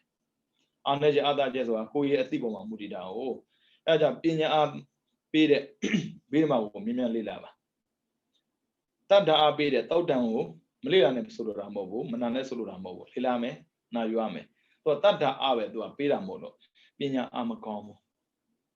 ပညာအားမကောင်းတော့အခုကြည့်တကယ်ရှင်ပြီးတော့လေရှင်ပြရဲ့ရဟန္တာဖြစ်နေပဲရှင်ပြီးတော့ဘယ်သူကြည့်မှာတော့ရှင်ပြီးကြည့်တာပြောတာမဟုတ်ဘူးလေအခုရှင်ပြတဲ့နေ့မှာပါလာပြီလေအဲ့ဒါမှကိုလည်းပါနေမှာပဲလေဒီလိုပုဂ္ဂိုလ်ကဒီထက်မှာပဲဆိုဆင်မပြေဘူးပေါ့နော်ပညာအားနဲ့တဲ့ယောဂီတဲ့ပညာအားနဲ့တဲ့ယောဂီဖြစ်မဲ့ဆိုရင်တော့အတိတ်ဘဝသုတိစိတ်ဖြစ်ရဌာနထူးထဲဆိုတာပိတ်ဖုံးထားတဲ့နေရာလို့မှောင်တီးဖြစ်နေပြီးမမြင်ရဖြစ်တတ်တယ်တဲ့အဲပြိဿနေတော့မြင်တယ်ဒါပေမဲ့သူဖြစ်ခဲ့တဲ့သုတိကြတော့မြင်ဖို့တအားခက်နေတာတဲ့မှောင်မိုက်ပြီးတော့အကြောင်းကတော့တဲ့ရှေ့ဘဝမှာဖြစ်ခဲ့တဲ့နာယုတ်တွေဟာအတွင်းမဲ့ချုပ်ပြသွားပြီးဖြစ်လို့တဲ့လုံးဝမရှိတော့လို့တဲ့ပြန်ဖော်တာလေပြန်ဖော်တော့သူခက်ပြီပေါ့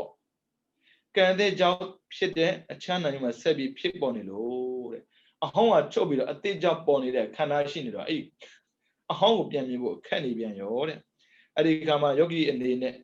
လက်လျှော့ဝန်ချတာမျိုးမလုပ်ပါနဲ့တဲ့ဒါကြောင့်တန်းသိတာမဟုတ်ဘူးဗျပုံမနေပါတာလို့တိပင်ញင်းရလေဖြစ်ချင်းလေ့ကျင့်လို့တူတည်သွားတာဟုတ်ပါရဂဇန်ကိုပြန်ဝင်စားဇမ္မထနှုံးသက်ဆင်ခြင်မှုကိုအကျဉ်းချုပ်ဖက်မှန်ပြုလုပ်နေရမယ်တဲ့ဒီလိုမျိုးနှုံးသက်ဆင်ခြင်တဲ့နေရာမှာလည်းပဲပေါ်လွင်ထင်ရှားပြီးကိစ္စတိုင်းကိုပြန်လဲနှုံးသက်ဆင်ခြင်ရမလို့တော့ဘူးတဲ့ဒါဆိုရင်ဒီနေ့လောက်တဲ့ချိန်ကစပြီးတော့ပြိဿလေးထိထင်ရှားပြီးဆိုရင်အဲ့ဒီအထိဝင်စားစရာမလိုတော့ဘူးမသိသေးတာပဲဝင်စားဖို့လိုတာထင်ရှားတာကိုကြော်ပြီးတော့မထင်ရှားတာကိုသာနှုံးသက်ဆင်ခြင်သွားရမယ်ဒီနေ့နဲ့နောက်ဆုံးမှာပြိဿလေးကိုသာဆင်ခြင်ရတဲ့ထိဖြစ်လာလိမ့်မယ်ပြိဿလေးကိုဆင်ခြင်ရတဲ့မကြခင်ပြိဿလေးကိုကြော်ပြီးတော့အတိတ်ဘဝသုတိခဏမှာဖြစ်ခဲ့တဲ့နာယုတ်ကိုအာရုံပြုနေတဲ့ထိဖြစ်လာလိမ့်မယ်တဲ့သုတိဘောတာတော့ခက်တာဟုတ်ဒါကြောင့်နောက်ဘဝမမြင်တာဆန်းတော့မဆန်းဘူးလေတော်ကိုခက်တဲ့ကိစ္စအဲ့ဒါကိုနော်ကဘာတသိန်းမြင်တယ်ပြီးတော့တဲ့ချင်းကဘာတသိန်းမြင်တယ်ဆိုတော့ဘလောက်များ try hard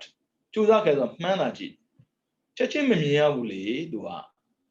တနေ့မှလေအချိန်မောက်များဆိုသူတရားထိုင်ပြီးတော့မှတ်နေရမှာလို့တော့မလဲဘူးအဲ့ဒါကြောင့်အရိယတွေကကြည်ညိုစံကောင်းတယ်ဆိုတာအဲ့ဒါအမှန်ပဲလေလောကီအာယုံကာမဂုဏ်နဲ့သူစဉ်းစားနေတာမဟုတ်ပဲနဲ့ဓမ္မကိုအာယုံပြုပြီးတော့နေနေတာတရက်လက်မို့တစ်နှစ်လက်မို့သိတဲ့ထိလို့သွားတာတော်တော်အံ့ဩစရာကောင်းတာပဲအံ့ဩစရာကောင်းတယ်ဆိုတာကြည်ညိုစရာကောင်းတာပေါ့နော်ဥပမာအဖြစ်တဲ့အိမ်ဆောင်ရံအတွက်သစ်ခုတ်တဲ့ယောက်ျားတစ်ယောက်အလွန်ကြီးမားတဲ့သစ်ပင်ကြီးတွင်ကိုခုတ်ဖြတ်နေတယ်ဆိုပါစို့တဲ့အကိုက်ကချို့ကိုခုတ်ဖြတ်နေတဲ့အခါပစိန်ပစ္စည်းသွားတဲ့အတွက်ဆေးရရောတာမျိုးမဖြစ်သင့်ပါဘူးတဲ့သစ်ခုတ်လုပ်ငန်းပစ္စည်းအတွက်ဘယ်ဖို့သူသွားပြီးတော့ပစိန်ကိုပြင်ဆင်ပြီးဆက်လက်ပြီးခုတ်ရမှာပါပဲတဲ့ ခုတ်ပြတ်နေတဲ့စဉ်တွင်ပစိန်ပစ္စည်းသွားတိုင်း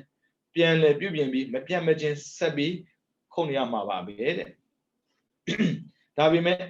ခုတ်ပြီးသားအကိုင်းခက်တွေကိုကြတော့နောက်ထပ်ခိုးစရာမလိုတော့ဘူးပေါ့တဲ့မခိုးရသေးတဲ့အကိုင်းခက်တွေကိုသာဆက်လက်ပြီးခိုးသွားမှာပါဒီလိုမျိုးဇွဲလုံးလာနဲ့ခုတ်ဖြတ်ခဲ့မယ်ဆိုရင်နောက်ဆုံးကြီးမားတဲ့တင့်ပင်ကြီးကလက်ပြိုကျပြီးအလိုရှိရာတစ်ကိုရရှိသွားသလိုတဲ့ဥပမာပြတာပါဒါတော့လူတိုင်းသိပါလေဒီတော့ပရိကံသမာဓိဉာဏ်နောက်ဆုံးထိုင်နေပုံကိုနှုတ်နဲ့ဆင်ခြင်တဲ့အချိန်ကစပြီးတော့ပြိဿတွေထိဖြစ်ခဲ့တဲ့နာယုတ်ကိုအောင်ပြုပြီးဖြစ်ပေါ်လာတဲ့ဉာဏ်ကိုပုတ်ဘိနိဝါဒလို့မခေါ်သေးပါဘူးတဲ့ဒီဘဝမှာမရှိသေးတာလေအဲ့ဒီအချိန်မှာပရိကံသမာဓိနဲ့ရှင်တဲ့ပရိကံသမာဓိဉာဏ်သာဖြစ်နေသေးတယ်တဲ့ဒါအခြေခံပဲရှိသေးတယ်ဗျာဒီဘဝမှာလေအခုထိုင်တဲ့ချိန်ကနေပြီးတော့အရင်ဘဝသေပြီးပြိဿတွေဖြစ်တဲ့ချိန်ထိသိတာကိုပရိကံသမာဓိပဲရှိသေးတယ်တဲ့ပုံနေဝါဒနှုတ်တိမဟုတ်သေးဘူးတဲ့ကေစီဆရာတွေကအဲ့ဒါကိုအတီတန်တဉာဏ်လို့လည်းဆိုပါတယ်အတီတန်တဆိုတာအတိတ်ကိုသိတဲ့ဉာဏ်ပေါ့နော်အဲ့ဒီဆိုတာရူပဝဆရာဉာဏ်ကိုရည်ရွယ်မယ်ဆိုရင်မသိမ့်ဘူးတဲ့ငါဒီလိုမျိုးပြိဿတွေကိုကြော်လို့ပြီးအတိတ်ဘဝသုတိခဏမှာဖြစ်ပေါ်ခဲ့တဲ့နာယုံအောင်ပြုပြီးမနောရဝေဇံပရိကံဥပ္ပဇံတို့လို့ပရိကံထက်တာမှလက်တကွင်းနဲ့ထက်တာနော်ပိုင်လည်းပါမှပိုင်လည်းမပါဘူးတိတ်ခါဆိုရင်မလိုဘူးမန္တမို့လို့လိုအပ်တယ်အဲ့ကြောင့်သူကလက်တကွင်းနဲ့ထက်တယ်ပရိကံဥပ္ပဇံတို့လို့ဂေါထရပုဆိုတဲ့ဥပ္ပစရဇောများ၄ချိန်မြောက်သုံးပုံ၅ချိန်မြောက်မှာရူပစရစရိုဒဇံအပ္ပနာစိတ်ဖြစ်ပေါ်လာတယ်အဲ့ဒီအပ္ပနာစိတ်နဲ့တကွဖြစ်တဲ့ဉာဏ်ကိုပုပ္ပိနိဝါဒဉာဏ်လို့ခေါ်တယ်ဒီနေ့မှာဒီဘဝမှာဖြစ်ခဲ့တဲ့အားလုံးကျွမ်းကျင်သိပြီးမှကြော်တက်လာတာဒီအပ္ပနာစိတ်နဲ့တကွဖြစ်တဲ့ဉာဏ်ပုပ္ပိနိဝါဒနုတ္တိဉာဏ်ပုပ္ပိနိဝါဒဉာဏ်ပါပဲတဲ့အဲ့ဒီဉာဏ်နဲ့တူရှင်ပေါ်ရှင်ပဲဖြစ်တဲ့တတိယပုပ္ပိနိဝါဒနုတ္တိလို့ခေါ်ပါတယ်တဲ့ဒါကြတော့ပုပ္ပိနိဝါဒနုတ္တိအဘိညာဉ်ဖြစ်ပုံပါပဲတဲ့ခန္ဓာစဉ်ကိုအောက်မေ့ပုံဘဝတစ်ခုအောက်မေ့ခြင်းနှစ်ခုသုံးခုစသည်ဘဝ10 20 1000 သိန်းတောင်တကတ်များစွာဝိဝတကတ်များစွာဒါဘဝနဲ့မဆိုင်တော့ဘူးเนาะဒါကြတော့ကဘာနဲ့ဆိုင်လာတယ်ဘဝကဘာတစ်ခုမှဘယ်နှဘဝဆိုဥစဉ်မှတ်လို့မှမရပါနဲ့အဲ့ဒါ तू ကပုံနိဝါဒမှာအနည်းဆုံးကဘာ40ကဘာ40ဘဝ40မဟုတ်ဘူးတေကမှာဘယ်နှဘဝဆိုဥစဉ်မှန်းလို့မရဘူးရှင်းလို့ဘဝဆိုဘယ်လိုလုပ်မလဲ9ရက်တဘဝ9ရက်တဘဝ9ရက်တဘဝအိုးများလိုက်တာအဲ့ကြဘဝတသိန်းတန်ဝတကတ်များစွာဝိတကတ်များစွာတန်ဝတဝိတကတ်များစွာကိုအောင်မေ့ဆင်ခြင်ရမယ်ဒီလိုမျိုးအောင်မေ့ဆင်ခြင်တဲ့အခါမှာလည်းပဲဒီမိသောဘဝမှာငါဒီနာမည်ရှိတဲ့သူအမျိုးနွယ်ကဒါဒီလိုမျိုးအစင်အောင်ရှိတယ်ဒီလိုမျိုးအစားစားခဲ့တယ်ချမ်းသာစင်ကိုခံစားခဲ့ရတယ်အသက်ပန်းချရှိခဲ့တယ်ငါအဲ့ဒီဘဝနေစွတ်တည်ပြီးဒီဘဝမှာဖြစ်ပြန်တယ်ဒီဘဝမှာလည်းပဲဒီနာမည်အမျိုးနွယ်အစင်အကြောင်းအစာအာဟာရချမ်းသာစင်အသက်ပန်းချရှိခဲ့တယ်ငါဘလောက်အသက်ရှင်ခဲ့တယ်ပေါ့လူဘဝနေတော့ငါအသက်60မှသေးတာဘာစားခဲ့လို့သေးတာစသည်ပဲအကုန်လုံးပေါ့နော်စသည်ဖြင့်ညွှန်ပြစေရချင်းရတို့နဲ့တော့ကိုကညွှန်ပြစေပြောပြစေရလေအဲ့ဒါမှမေးတဲ့အခါပြောပြလို့ရမှာပေါ့ဖះကြည့်ပါလား950ဇန်တိပတ်ဟောတဲ့အခါမှာလေတိကျဟောတာလေဘာစားတယ်ဘာဘယ်သွားတယ်ဘယ်သူနဲ့တွေ့တယ်ဘာပြောတယ်အဲ့မျိုးအကုန်ပြန်ပြောနိုင်တာလေဘဝများစွာမှာနေခဲ့ဖူးတဲ့ခန္ဓာစဉ်ကိုအစဉ်မပြတ်အောင်မေ့ဆင်ခြင်မှုကိုခန္ဓာစဉ်ကိုအောင်မေ့တယ်လို့ခေါ်တာပါတဲ့ကြည့်အောင်မာဂတ်ဒါဝီတီမုတ်ပိုင်းလေ့လာထားတဲ့ပုဂ္ဂိုလ်ကြီးနည်းနည်းလေးအောင်ဆိုင်တာမာဂတ်တစ်ခုမှာတန်ဝတ္တစတဲ့အသင်ချက်က၄ကရှိပါတယ်အဲ့ဒါတို့ကတော့တန်ဝတ္တကဆုပ်ယုပ်ပစ္စည်းတွေစကာလအဲ့ဒါတော့ဦးဇင်းတို့ကဘာကြီးပြက်ပြီလို့ပြောရမှာပေါ့နော်မိနဲ့လောင်မလားသို့မဟုတ်ရေကြီးလို့လားသို့မဟုတ်လေဖြစ်တာလားဒါမှချက်ချင်းတော့မဟုတ်ဘူးနော်လေကတော့64ခါမြောက်မှလေဟုတ်ပြီနော်မိ9ကြိမ်ရေ1ကြိမ်မိ9ကြိမ်ရေ1ကြိမ်အဲ့လိုသွားတာနော်64ကြိမ်မြောက်ရောက်ပြီဆိုရင်လေနဲ့ဖြတ်တာကိုပြောတာနော်အဲ့ဒါဘာခေါ်ဆုံးပျက်စီးနေတဲ့ကာလဆိုပျက်စီးနေတဲ့ကာလဥပမာပြောရင်အိမ်မီးလောင်တာနဲ့တူတယ်မီးလောင်နေဆဲကတန်ဝတ္တပြီးတော့ဝိဝတ္တဖြစ်ထွန်းတီထောင်ဆဲကာလအိမ်ဆောင်းနေတဲ့ကာလပေါ့ပြီးတော့တန်ဝတ္တထာယိကံတန်ဝတ္တကတ်နဲ့ပျက်စီးပြီးတော့တစနခုမြဖြစ်ပေါ်မှုမရှိသေးပဲအပြတ်တမ်းရှိနေတဲ့ကာလ မီးလောင်ဆက်ကာလကသံဝတ္တမီးလောင်ပြီးဘာမှမလုပ်ဘူးတရားဆွဲမလားဘာလုပ်မလားစသည်ဖြင့်ပေါ့နော်အဲ့ဒီကာလမှာဒီတိုင်းရှိနေတာကိုကြတော့သံဝတ္တထားရည်တိတိဝဲမယ်ပြီးတော့ပဏရိုက်မယ်ဩဖနချမယ်ဒါကဝိဝတ္တနေလို့ရပြီဗျာအိမ်တက်မယ်ဝိဝတ္တထားရည်ဖြစ်ထုံးတည်ထောင်ပြီးကာလဦးဇင်းတို့အခုဆောက်ပြီးသားအိမ်ပေါ်မှာတက်နေကြတာစနေပဲအခုမှ9ကက်ပဲရှိသေးတယ်64ကက်ပြေးမှာပြက်မှာအဲ့ဒါကိုကြောက်နေကြတာ2200လေကဘာပြက်မယ်တခုကောင်းတာလေဦးဇင်းတို့ဗုဒ္ဓဝါဒကိုယုံကြည်ပြီးတော့စာပေသင်ထားတော့လေမကြောက်ဘူးဗျာကျဲသလိုဖြစ်နေပါစေဒါပေမဲ့လူပြောသလိုကတ်ဆေးတယ်ဆိုတော့ပိုင်းပါမှာပေါ့နော်ကတ်ဆေးတခြားမဟုတ်ဘူးအခုရောဂန္တရကတ်ယောဂကတ်ဆေးနေတာအဲ့တော့ပါသွားလို့ပါသွားပြီအခုကံကောင်းတာလားဘာလားတော့မသိသေးဘူးအခုဒီဝက်ရှိမှထိုင်ပြောနေတော့ရှိသေးတယ်ကတ်ဆေးတယ်မပါသေးဘူးနော်သံဝတ္တကတ်3မျိုးတဲ့သံဝတ္တကတ်ကဘာပြက်ပုံ3မျိုးရှိပါတယ်အဲ့ဒါတွေကတော့1မိကြောက်ပြက်တဲ့တေဇောသံဝတ္တကတ်ကဘာဟာမိကြောက်ပြက်စီတဲ့အခါမှာအာဘတ္တရာဘုံမှာအောက်ဖက်ရှိပရမဇန်3ဘုံတိမိလောင်ပြီးပြက်စီတယ်ဟုတ်ပြီနော်ကြည့်အောင်မှတ်ထားလို့ရတယ်မိကြောက်ပြက်တာ9ကြိမ်မိကြောက်ပြက်တာ9ကြိမ်ပြက်သွားတယ်ပြန်တည်တယ်ဟုတ်ပြီနော်ပြန်ပြက်တယ်9ကြိမ်ကြည့်မိကြောက်အဲ့ဆိုရင်အာဘတ္တရာဘုံမှာအောက်ဆိုရင်သွားပြီအဲ့ကြောင့်အောက်မှာရှိတဲ့ဘုံတွေကလေတကဘာမတည်ဘူးဟုတ်ပြီနော်နောက်ထပ်လာမယ်နှစ်ရေကြောက်ပြက်တဲ့အာဘောသံဝတ္တကတ်ကဘာရေကြောက်ပြည့်စည်တဲ့အခါမှာသုဘကိဏဘုံမှာအောက်ဘက်ရှိဒုတိယဆန်3ပုံထိရေတိုက်စားပြီးပြည့်စည်တယ်တဲ့မြင်လာတာများလာတာဒါပေမဲ့ရေကြောက်က10ကြိမ်မြောက်မီး9ကြိမ်လောင်ပြီးလို့10ကြိမ်မြောက်တစ်ခါမှဆိုရင်ရေကြောက်ကဘာပြည့်မယ်ဟုတ်ပြီနော်10ကြိမ်မြောက်ပြီးတော့လေကြောက်ပြည့်တဲ့ဝါယောသံဝတ္တကတ်ကဘာဟာလေကြောက်ပြည့်စည်တဲ့အခါမှာဝေယဖို့ဘုံမှာအောက်ဘက်ရှိတတိယဆန်3ပုံထိလေတက်ပြီးကြေမွပြည့်စည်တယ်အဲ့ဆို64ကြိမ်မြောက်အဲ့ဆို63ကြိမ်ပြည့်စည်ပြီးမှ63ကြိမ်ပြည့်စည်ပြီးမှ64ကြိမ်မြောက်ကလေကြောက်အဲ့ဒါကြောင့်ဝေယဖို့ဘုံအထက်ဟာကဘာ900အစားတက်ပြန်ကြည့်21ကက်ရဲ့32ကက်ရဲ့64ကက်ရဲ့ပြီးမှမာကတ်2 4 8 16 30 64အဲ့ဒါကြည့်ဝေယဖို့ဘုံအောက်တတိယဆန်3ဘုံက64ကက်ပဲရှိတာ64ဆိုတာမာကတ်64ကက်ဆိုတော့ပါတာပေါ့အခုဝေယဖို့မပါဘူးသူကကဘာ900ရှင်းတယ်လို့64နဲ့ကဘာ900ရှင်းလို့မှမရတာအဲ့ကြောင့်ဝေဖို့တို့အတ္တညတတို့အမြဲတမ်းကြံတယ်ဟုတ်ပြီနော်ဒီလိုမျိုးမီးရည်လီတို့ကြောင့်ကဘာပြက်တိုင်းပြက်တိုင်းဘေးပန်ဝန်းကျင်အကျက်ပြန့်ပြက်စစ်ကြဝဠာဂတိတသိန်းလို့ဆိုတဲ့ဗုဒ္ဓခေတ်တစ်ခုလုံးပြည့်စည်တယ်စစ်ကြဝဠာနန္ဒမဟုတ်ဘူးနော်ဂတိတသိန်းမပြက်တာနော်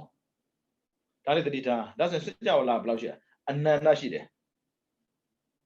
ရေးလို့မရဘူးအဲ့ကြောင့်30ဘုံဆိုတဲ့နာမည်ကတော့30ဘုံပဲရှိတယ်တရားကြတော့32ဘုံထဲမှာရှိနေတာအခုဆိုပါဆိုကဘာဆိုတဲ့ထဲမှာဦးဇင်းတို့မြန်မာနိုင်ငံပါတယ်လို့ပေါ့နိုင်ငံလေးတွေအများကြီးလေဒါပေမဲ့ဦးဇင်းတို့ခေါ်တာ the world ခေါ်တာလေ country ခေါ်တာမှာမဟုတ်တာအဲ့ဒီကဘာထဲမှာဘာဖြစ်လဲဦးဇင်းတို့နိုင်ငံလေးတွေတီစောင့်နေတယ်ဒါပေမဲ့အခုပြက်တဲ့ထဲမှာဆိုရင်အနီးနားနိုင်ငံတွေကစစ်ဖြစ်တယ်ဆိုပါစို့ဦးဇင်းတို့ကြားထဲမှာလေဟိုဘက်နဲ့ဒီဘက်မဖြစ်ပါစေနဲ့ဆူတောင်းနေရတယ်ဟိုဘက်နဲ့ဒီဘက်ဖြစ်ပြီဆိုဦးဇင်းတို့ကြားညှန့်ပါသွားမှာဒီတိုင်းပါပဲတဲ့မိဖြစ်တဲ့ကဘာရေဖြစ်တဲ့ကဘာလေဖြစ်တဲ့ကဘာနဲ့နီးစပ်ရကဘာတွေကဘာဖြစ်သွားလဲပြည့်တဲ့ပါသွားတာတဲ့ဝေးတဲ့ကဘာတွေကသာဘာဖြစ်လဲဝေးတဲ့ကဘာဆိုစစ်ကြောလာတွေကသာကြံခဲ့တာတဲ့ပုံစံတူတူပဲတွေးလိုက်ဟုတ်ပြီနော်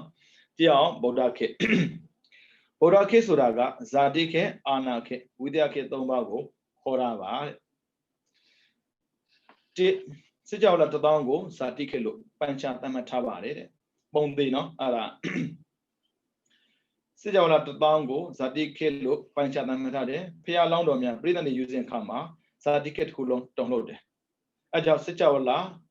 တိုက်တပေါင်းလို့သူတုံးတယ်ဖះလောင်းပြည်သူနေနေတာနဲ့စစ်ကြောလာတိုက်တပေါင်းတွင်းမှာရှိတဲ့သရဝတွေဖះလောင်းပြည်သူနေယူပြီးဆိုတိကိုတိတယ်အဲဆိုရင်တရားနာဖို့တို့တော့ဆင်ပြေသွားပြီအဲဆိုတက်တလုံးတက်တပေါင်းတော့ပဲတိမဲ့ဆိုရင်တက်တပေါင်းအပြင်မှာဆိုရင်ခအေးအေးပဲသူတို့နဲ့မဆိုင်တယ်လို့ပဲအခုထေရဝါဒကြောင့်တည်တဲ့နိုင်ငံတွေကအနိနာနိုင်ငံမှာတည်တာလေဝေးလေမသိလေဝေးလေမသိလေပဲနှစ်စစ်ကြဝဠာဂရေတသိန်းကိုအာနာခေတ်လို့ပိုင်းခြားသတ်မှတ်တယ်စစ်ကြဝဠာဂရေတသိန်းတော့ပစ္စည်းဂရေတသိန်းပဲဒါကြတော့အာနာခေတ်တဲ့ယတနာတော့တတိထားနော်လူတွေမယုံမကြည်နဲ့မရောကြဘူးဘယ်လောက်ဒီစွမ်းတယ်ဆိုကြည့်အောင်ဗမာနိုင်ငံတနိုင်ငံတော့ထပ်မပြောနဲ့လူတွေနေတဲ့ကဘာလောက်လာမပြောနဲ့စစ်ကြောလာဂရေနဲ့စွမ်းတယ်ယတနာတော့ခန္ဓာပရိတ်မောရပရိတ်ဒဇကတော့အာတာနာတိယတော့3-5တော့ပါတယ်အဲ့ဒါကအာနာခိတ်ခုလုံးပြန့်နှံ့နေတယ်အာတာနာတိယတော့ရှင်းတယ်ဗျတရေကြောက်တတ်ရင်အာတာနာတိယတော့ဆောင်းတာနမင်းကြီးလေးပါအမိထုတ်ထားတာဖျားလာလျှောက်တယ်ရှင်ဗျာအပဒန္ဒေနာထသသာသနေသာဓုတမန်တေအမရတေစန္ဒီသရကေပိတကာရေပိဆိုတာလူထဲမှာသဒ္ဒနာချင်းညိုတဲ့ပုဂ္ဂိုလ်ရှိသလိုမကြည်ညိုတဲ့ပုဂ္ဂိုလ်ရှိပါတယ်လူထဲမှာနုညံ့တဲ့ပုဂ္ဂိုလ်ရှိသလိုကျန်တဲ့ပုဂ္ဂိုလ်လည်းရှိပါတယ်တူတူပဲဗျာနတ်ထဲမှာလည်းဘလူထဲမှာလည်းတူတူပဲတဲ့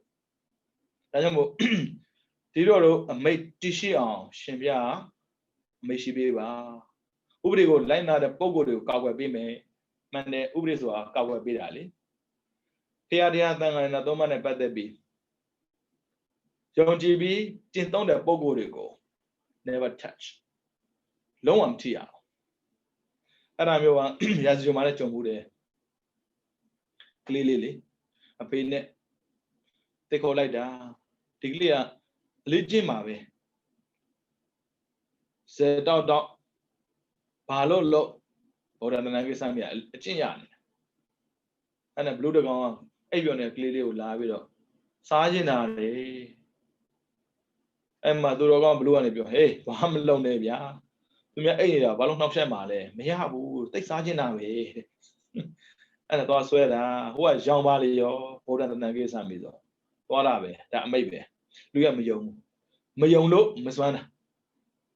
ဘုရားဝါဒအတ္တနဲ့စတာ哦အဲ့ဒါနဲ့ဗျာဘလူဟာတန်ခတ်ခံတာပဲမရဘူးသူတို့အမိတ်ထုတ်တာပြီသားသူကအတ္တနဲ့တော့ပါမလားပရတိမိနာတရထောတကိနေရုကောပိစမိနာရုကောကိုရောဥတ္တရန်ဒီတန်ဆိုတာလေရလေးမင်းတော့ထိန်းထားတာလူတွေမှာအုပ်ချုပ်တဲ့လူရှိတာမဟုတ်ဘူးသူတို့မှာအုပ်ချုပ်မှုစနစ်ကတိတ်ကောင်းတာအဆင့်ဆင့်သွားတာအဲ့ဒါနဲ့ဒီဘလူအမိတ်ချခံတော့သွားပြီပြဿနာပဲတန်ခတ်ခံတာမြဲမြဲစားတာမဟုတ်ပါဘူးဒီကလေးနိုးလိုက်ရင်ဗိုက်စာမှာဆိုလို့အစာရှာတွေ့ရမယ်ယူမဲ့ယူတော့ပိမိတာမေစားမစားတော့ခွဲတော့ယူလာတာဒါပေမဲ့စင်သားတယောက်ရဲ့လက်ထဲမှာစားတော့ခွဲရှိခြင်းဟာအန္တရာယ်သိမ်းများတယ်အဲကြောင့်သူကယူကျွတာကိစ္စမရှိဘူးစားတဲ့ပုဂ္ဂိုလ်ကသိရမယ်ဆိုရင်ပြဿနာမသေးဘူးအဲကြောင့်ရှုခွင့်မှာစာရေးထားတာတဲ့ပိမိတာမင်းလွယ်ဘယ်သူမှမြင်တန်ခတ်ခံတဲ့ဘလူးခိုးပြီးကျွေးထားပါတယ်အဲ့ဒါဗိမိတာမင်းရစားဝရှာမရှိဘူးလေပြောင်းနေတာမြို့ပြင်ရောက်နေတာနန်းတွင်းမှာရှိတဲ့စားစရာဘလို့မြို့ပြင်ရောက်တာတော့ဒါပုံစံကြည့်နတ်မြန်လူတွေနဲ့ဒါလက်ဆောက်ထုတ်ထားလာပေါ့အဲ့ဒါနဲ့ဗျာလက်ရှာတာမိပါလေရောကဲဖမ်းစေဆိုဖမ်းချလာရှုခွက်အနားရောက်တဲ့ခါမှာဒီဇာကာထဲမှာဆိုညင်းဆိုတဲ့အတိုင်းကြီးပေါ်လာတာပေါ့ဗျာစာတန်းလေးအဲ့မှာအိုးဖះရဲ့ဂုံးဆိုတာတိတ်အောက်ဆန်ကောင်းပါလားအသက်ရွယ်နဲ့မဆိုင်ဘူးအသိရှိတဲ့ပုဂ္ဂိုလ်တိုင်းကိုးကွယ်တဲ့ပုဂ္ဂိုလ်တိုင်းကိုကောက်ွယ်ပေးတတ်ပါလားသူမြုံမလုံနဲ့လေမြုံရင်ဟုတ်တယ်လေဒီရွယ်ရောက်နေပြီဘယ်လိုဒီစွမ်းတယ်ဆိုရင်စစ်ကြဝဠာဂတိတသိန်းတဲ့အဲ့ဒါကိုယတနာတော့စွမ်းလို့လားချွတ်မေးသေးတယ်မှန်ပါတယ်သူတို့ပြောသလိုသူတို့အတွက်မစွမ်းပါဘူးယုံကြည်တဲ့ပုဂ္ဂိုလ်တွေသာမြားစားနေခဲ့မယ်ဆိုရင်ဆရာဝလာခတတဲ့သိန်းထိ ပါဠိမှာပါလေကောတိတတသဟတိတို့စကဝါလေးတို့ဒီဝတ္တဆိုတာတဲပါတာလေအခုခေတ်တော့မလွယ်ဘူးယုံကြည်သူကနဲလာတယ်ဘာဖြစ်လို့လဲရွတ်တဲ့ပုဂ္ဂိုလ်တော့မမြုံဘူးပြောလို့သာရွတ်နေတာလေပြီးရောမစွမ်းဘူးဟုတ်ပြီနော်တော့ဝိသယခေတဲ့အပိုင်းခြားပမာဏမရှိဘူးတဲ့အဲ့ဒီဝိသယခေမှာမြတ်စွာဘုရားရှင်အလိုရှိရကိုသိတော်မူနိုင်တယ်တဲ့ခေသုံးခေနော်ဇာတိခေအာနာခေဝိသယခေမေးထားပါတယ်ဗျ85 89 93 91 99 1000 85 89 93 91 99 1000ဒါဗုဒ္ဓခေတ်ဖျားနဲ့ပတ်သက်တဲ့ခေတ်ပေါ့နော်ဒီဗုဒ္ဓခေတ်သုံးမျိုးထဲမှာအာနာခေတ်ပျက်စီးတာနဲ့တပြိုင်နက်ဇာတိခေတ်လည်းပျက်စီးတော့တာပါပဲတဲ့ဟုတ်တယ်လေအာနာခေတ်ပူကျပြက်နာ哦အာနာခေတ်ကကတိတသိန်းလေဇာတိခေတ်က1000ပဲ哦ဘာဖြစ်လို့ဆိုတော့ဇာတိခေတ်ပိုင်းခြားအာနာခေတ်ပိုင်းခြားမှာပါပိသဖြစ်လို့ပါတဲ့အာနာခေတ်နဲ့ဇာတိခေတ်ပျက်စီးမဲ့ဆိုရင်တော့တပြိုင်နက်ပျက်စီးတာပါပဲတဲ့တည်နေပဲတပြိုင်နက်တည်တယ်ဒီသဘောကိုကဘာပြက်ပုံကဘာတည်ပုံကိုလေးလာကြည့်မဲ့ဆိုရင်ပုံမို့နားလဲနိုင်ပါတယ်နားလဲနိုင်မှာဆိုဒီမကြည့်ပါဘူးအဲကြောင့်ဝီထိမုတ်ပိုင်းမှာဆိုဘယ်မှလာတာမဟုတ်ဝီသုတိမဲ့လာတာဒါပေမဲ့ကဘာပြက်ပုံကဘာတည်ပုံဝီထိမုတ်မှာမသိကြဘူးလေဘယ်သူအားရဒီဝီသုတိမဲ့တက်ကြမှာတော့မသိကြဘူးအဲကြောင့်ဥစဉ်လို့ဆိုအကုန်သိနေတယ်ဘာဖြစ်လို့လဲလူဆိုတာခွင့်နှစ်ခါမရတတ်ဘူးဒီထဲမှာဥစဉ်တင်တဲ့သူတင်တဲ့သားလည်းပါတာပေါ့နော်သူတို့တော့သိပြီးသားထပ်သိတော့ပိုရှင်းသွားတာပေါ့ငါတို့ရန်တင်တာမို့ဘယ်ပါတော့သူသိတာ哦ဒါပေမဲ့လူတိုင်းမသိဘူးရေဝိသုဒ္ဓိမဲ့တာခက်တာငါတို့နဲ့မဆိုင်ဘူးအဲ့လိုမျိုးတွေးတာ哦အဲ့ဆိုဝိသုဒ္ဓိမဲ့မသိဘူးဆိုရင်ကောသူတို့သိခွင့်မရှိတော့ဘူးလားဒါမတရားဘူးပြောရမှာပေါ့နော်ဥစဉ်တွေးကြည့်တယ်ဒီစာတစ်ခုသင်နေတာပဲဒီစာနဲ့ပတ်သက်နေတဲ့အကြောင်းအရာမသိဘူးဆိုရင်သူတို့တည်းအများကြီးနင်းတာတယ်အဲကြောင့်ဥစဉ်စိတ်ပိုင်းသင်တဲ့အခါမှာဆိုရင်နာမဲတာစိတ်ပိုင်းပြောတာပါလူတွေရဲ့စိတ်ကိုဥစဉ်တို့အများကြီးလေ့လာခက်ဖူးတာဖြစ်တဲ့အတွက်စိတ်ကကြားရှင်းမခံဘူးတကယ်ဆိုရင်တတ်တာအဲ့လောက်မခိုင်းဘူး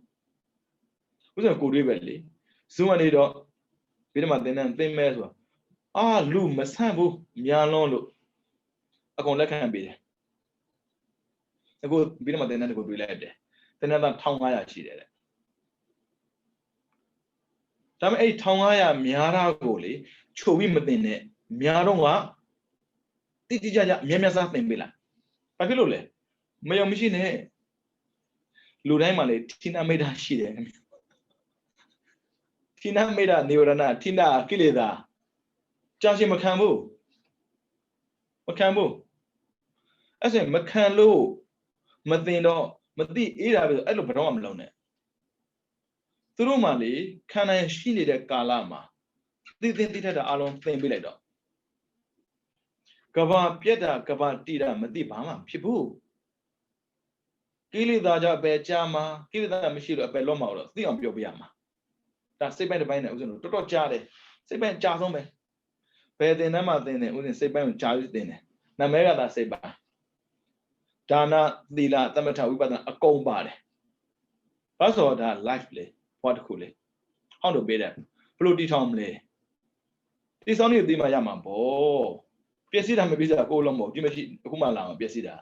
ဝိထုမပိုင်းလောက်တက်ရမှာသူကပျက်စီးတာသိတယ်ဒါပေမဲ့ဝိထုမပိုင်းတက်ရုံနဲ့မသိဘူးသူက30လုံးကကြက်တာလေငရေတိရစ္ဆာန်ပေးတာသူတို့ကလူသူတို့မှလည်းတောင်းတယ်ဒါပဲအဲ့လိုနဲ့မလုပ်ပါနဲ့အဲ့လိုစာနေမဲ့ပုံကိုယ်တွေလည်းပဲတိုက်တွန်းခြင်းပါတယ်ပင်မခံလိုက်ပါဖះတော်မှာဗျာပင်မခံသေးတာပဲ45နှစ်မရတဲ့ဒီနေ့မှတနိုင်နဲ့မိနစ်20ပဲအိတ်တာလေကိုအိတ်တာကြတော့8နိုင်လောက်အိတ်တာလေ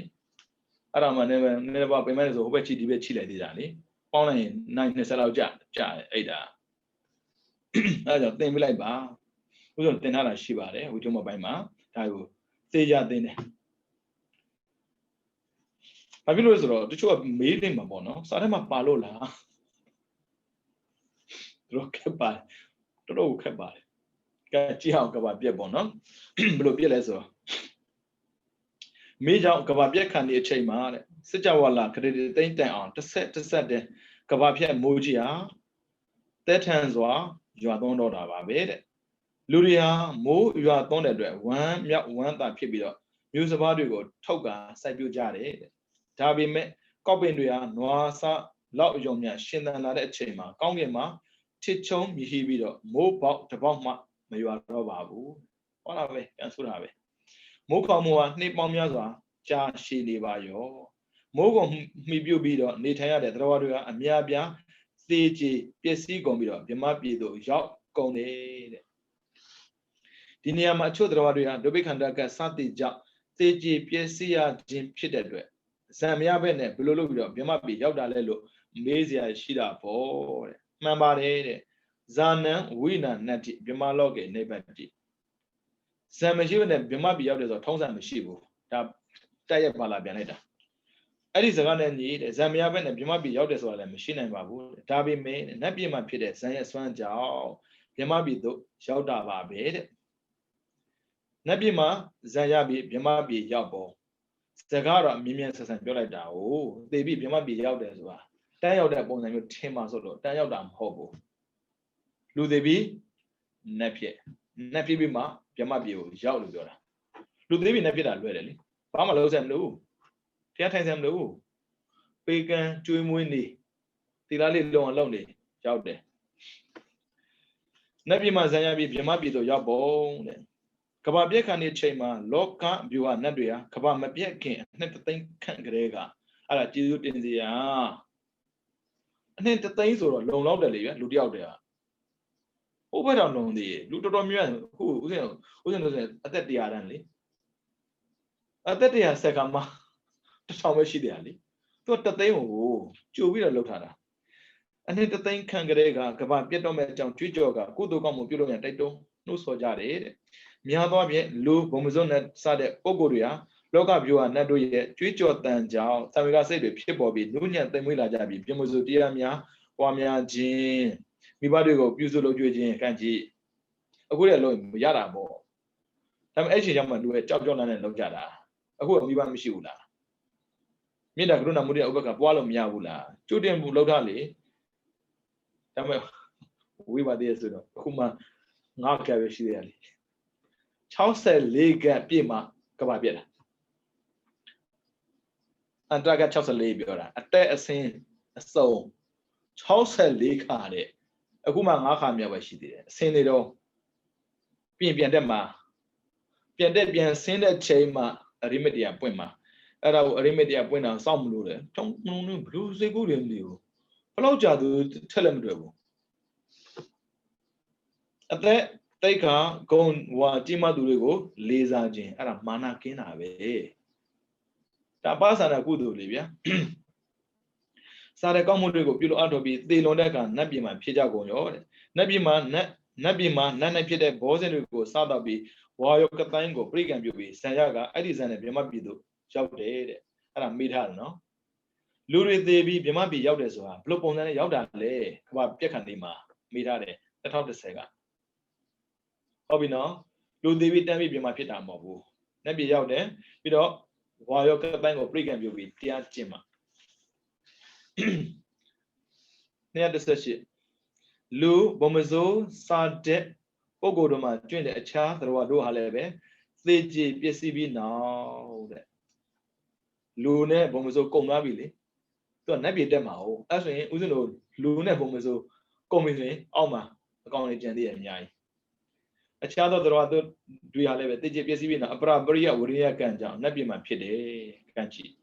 အဲကြောင့်ကုသိုလ်ကလုပ်တဲ့တယ်ဆိုတာအဖြေပဲသူတို့ဘုံမှာကုသိုလ်လုပ်เสียမရှိဘူးနာမည်ကအပါယအပအယကုသိုလ်ကောင်းမကင်းတဲ့နေရာလူတွေလို့သွားလှူเสียမလို့သူတို့မှာမရှိဘူးလူစားတာဒါပေမဲ့ဘလောက်ပဲသိုးသွန်းနေစိတ်ကောင်းတွေဝင်ပြီးတော့လေနေကြတော့လေအတိတ်ကလုပ်ခဲ့တဲ့ကုသိုလ်ကံဒါအပရပရိယဝိညာဉ်ကံခေါ်တယ်အဲ့ဒီကံတွေကြောင့်နတ်ပြည်မှာဖြစ်ပြီးမှ Palomne, Zanyabi, Pimabi, Jarabo, Mambare, Tandrama, Chinania, the Rotema. Brabria, Rinia Kama, Kin at Rosram, Shibu, Howdally, a Brabria, Rinia can, hot thick and Pidacha, but Chain Meye. Pretty man Samima. Shishime. Doesn't Piama, Hodigan, Jadwabi. Not a bizam you, Papilole. A Brabria, Rinia can, Loma Jadwabi, a hot Chumabido. Papilole, Hana Mishidon. Kanashin, a jubime. As a kudu, Mibane Bura, Upperman Dina, somebody Talo, Tave. Do the Uppermanina, somebody doesn't, they have a time Lutin, Hobo, they are time I'm hobo. The other say that the other logo, Luria, Arati. Whether I Gina Gila, a probably in that can get the one, Shibu, that you put them Timothy, which him about my body. May that penny busy, Makudo Shiba Pide. Ya Pinidam, a probably in that can two people, a jump there, Shinida. Kayaji. We depend Lilaji. Hope you're that. Magudo me Pedro, she go, monsieur. Era did it, who are Juliana Papillo. There was a tennis and shido. Could a mima one then, throw even. I just threw take one me mousing, through take me mother say tabo, Lord. Hello, Emily, the only Lagava, the money about one. I think a muelo tin a bogo go a boss be homa. Do you have my name? You? Oh, come on. The name they have Abba Biora, no? The name Generation of you, yeah. They are well, madam, you. Ayan. Shibia ba, let me. Pama level. The man Tayak Bani look at your year, yeah. That's something that you want, no?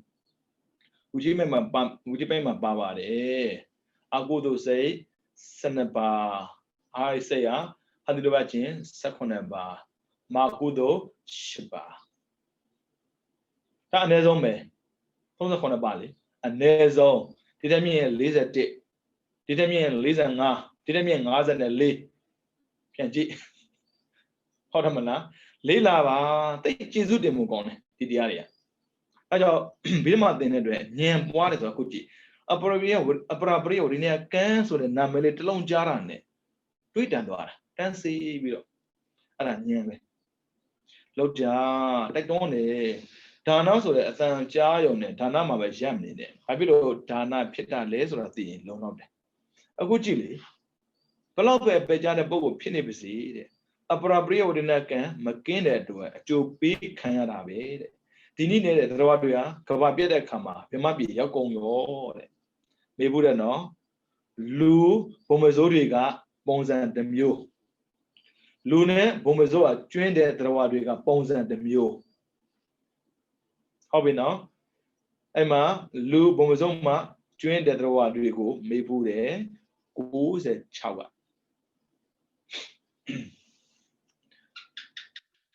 Kavabia kind of ma.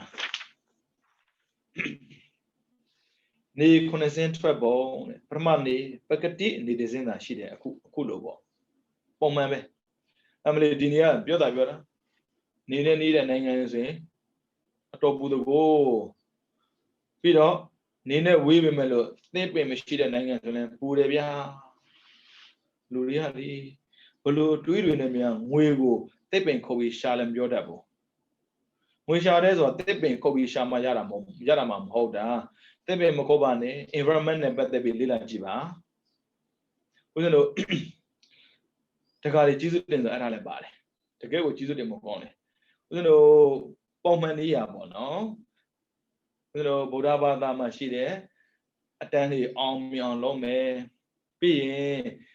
Honey Dine, why you lay shide, Indiana Trilingama, you be, where you be, Yadamesui, Elamativo.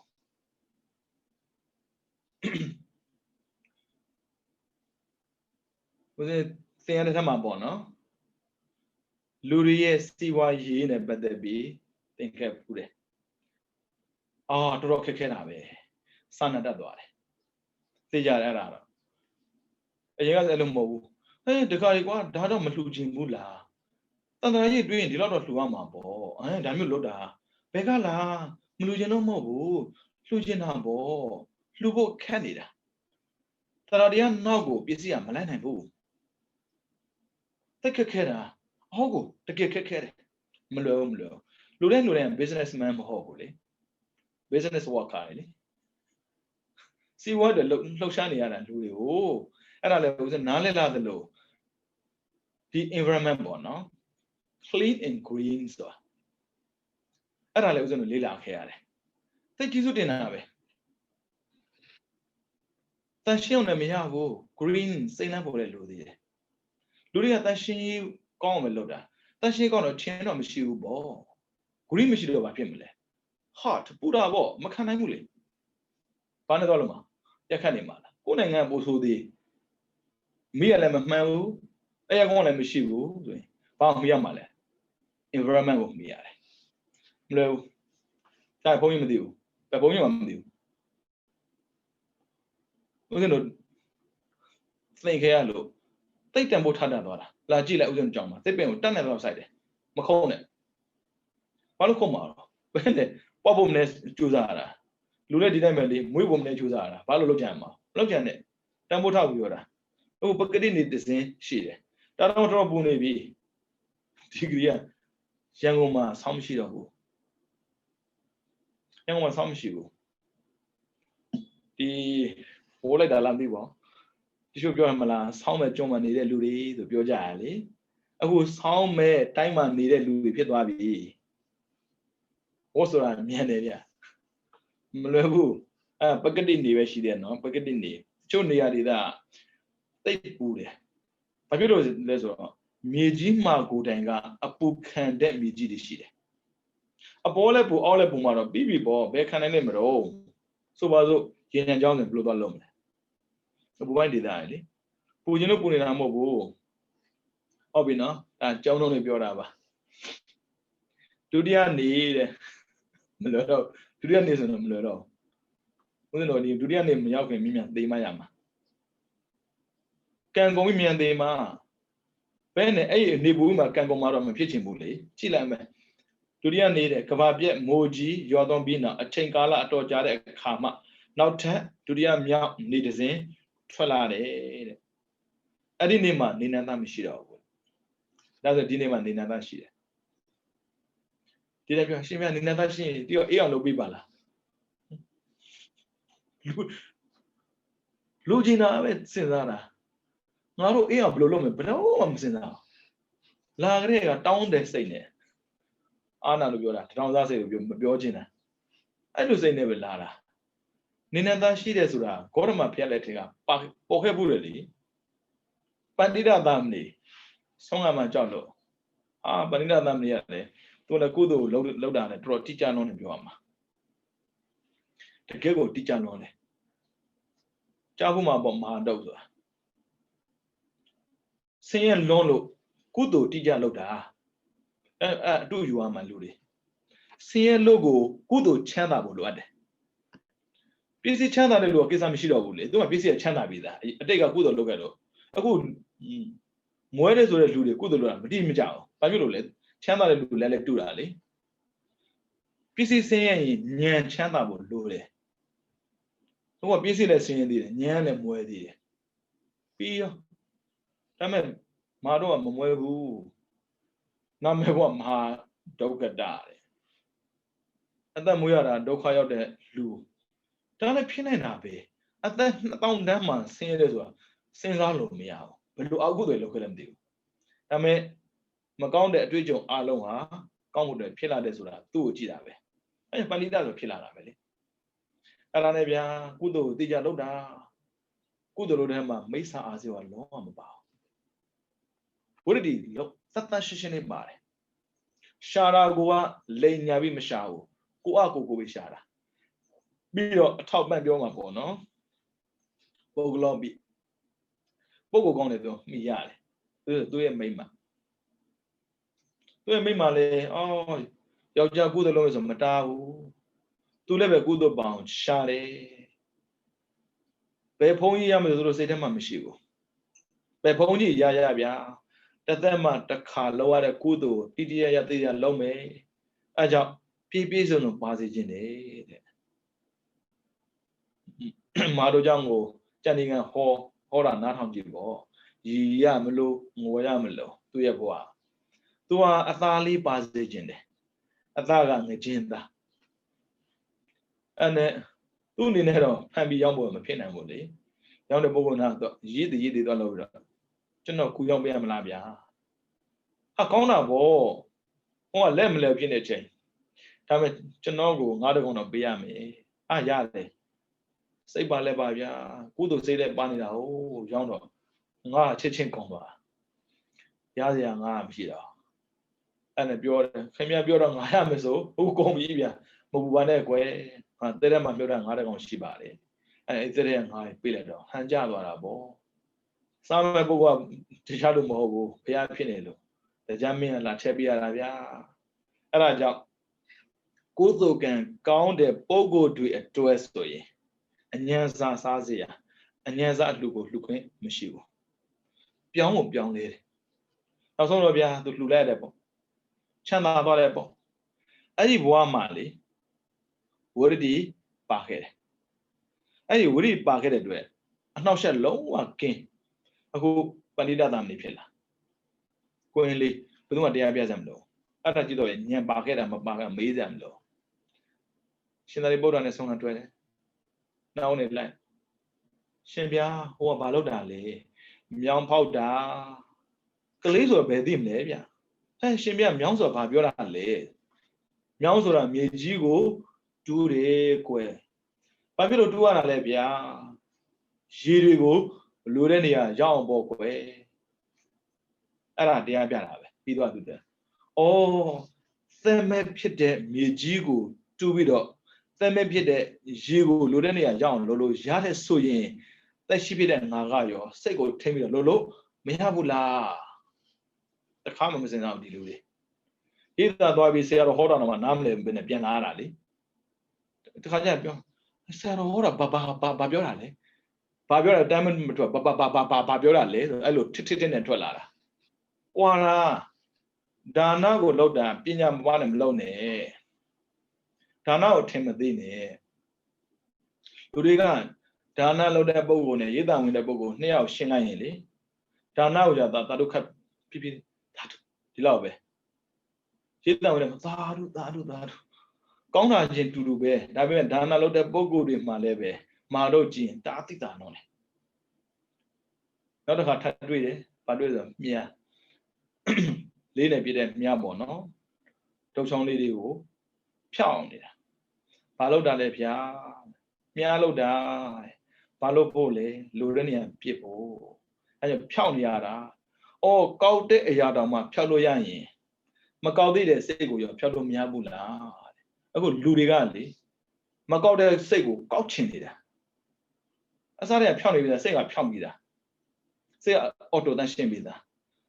စိတ်တည်းကြောင့်ညှဉ်းနှွမ်းသွားတာအကုသိုလ်စိတ်ကြောင့်အကုသိုလ်ဖြစ်တာမဟုတ်ဘူးအကုသိုလ်စိတ်တည်းကြောင့်အကုသိုလ်ဖြစ်တာကိလေသာ7 ပါးမှကြည့်လိုက်အကုသိုလ်စိတ်ဘယ်နှပါပါလို့လဲအကုသိုလ်စိတ်တည်းကြီးပဲပြန်ကြည့်လေစိတ်ကသိတန်းရှင်းတယ်အဲကြောင့်တန်းရှင်းတဲ့စိတ်ကိုတန်းရှင်းအောင်မကြိုးစားဘူးညစ်ပတ်အောင်ကြိုးစားနေရတာလေခံကြပေါ့ဒီနှစ်ချက်နဲ့လေသူပြန်လာတာမပြန်ခင်မှာလိုက်သေးတယ်ရှင်ဗျာဒီငွေချင်းလေးကြိုက်ပါလေဗျာရှင်ဗျာလှူခန်းလာပေးတယ်တော်ရဲတဲ့ကိုရင်ပဲဗျဟိုကလည်းပြောတယ်ငါရှင်ရဲ့ကန်ရှင်ရင်စားမှာပေါ့ရှင်ဗျာကန်မရှိပဲတယောက်ကန်ရှိရကိုရမှာလေသူပြန်လာတယ်တရားလာကျင်တာအကုန်ကောက်ွယ်ပြရတယ်ဗျာဖះလည်းပါတယ်အဲ့ထက်မှာနေလည်းပါတယ်နေနေတာရှိတဲ့အကြောင်းသိအောင်ပြောပြတာပါတရားကျင့်တာသူကလည်းပဲမွန်းတက်ပြီးမှရဟန္တာဖြစ်မယ်ကံမျိုးနာဂံဖြစ်သွားပြီအရတ္တဘောကမရသေးဘူးထစ်နေတာဒါပေမဲ့မွန်းကတက်တော့မှာအဲ့ဒါအကုန်ကောက်ွယ်ပြရတယ်ဗျာတရားမရနေနေတာမှားလိုက်တယ်သွားဆွဲတာနေကိုဆွဲလို့ရလားဆိုကိုစင်းနဲ့သွားမလုံးနဲ့မရကိုစင်းနဲ့မရရဟန္တာဖြစ်လောက်မဲ့ပုဂ္ဂိုလ်ညံ့မဲ့အစဉ်မျိုးဆိုတော့ရတယ်အဲ့ဒါနေကိုဆွဲထားတာဘယ်လိုဆွဲလဲဘယ်သူမှမသိဘူးအဲ့ဒီနေထွက်နောက်ကြအဲ့ဒီနိုင်ငံမှာအေးဆေးပဲအရှင်မကြီးကမစင်းမသွားဘူးကြည့်လိုက်တော့အခုကိလို့နိုင်မှမဟုတ်တာနိုင်က15ရာစုမှာစပေါ်တာလေအဲ့ဒါနဲ့အရှင်မကြီးကစင်းမသွား အဲ့မှာနွားရည်နဲ့လက်ထုံတာနွားရည်ရှာထွက်နေပြီနွားတော့သိတာပေါ့ဘယ်လောက်ဆွဲနေရလဲထွက်မထွက်လေနေမှမထွက်သေးတာအဲ့ဒါနဲ့ကိုင်းနဲ့တရားချင်းတာတေးရွက်တောင်ကြလို့မရဘူးတဲ့ရိုကဇိုခေါ်တာတစ်ပင်မှာစောင်းတဲ့နတ်တွေကတေးရွက်ကိုကာပေးတာ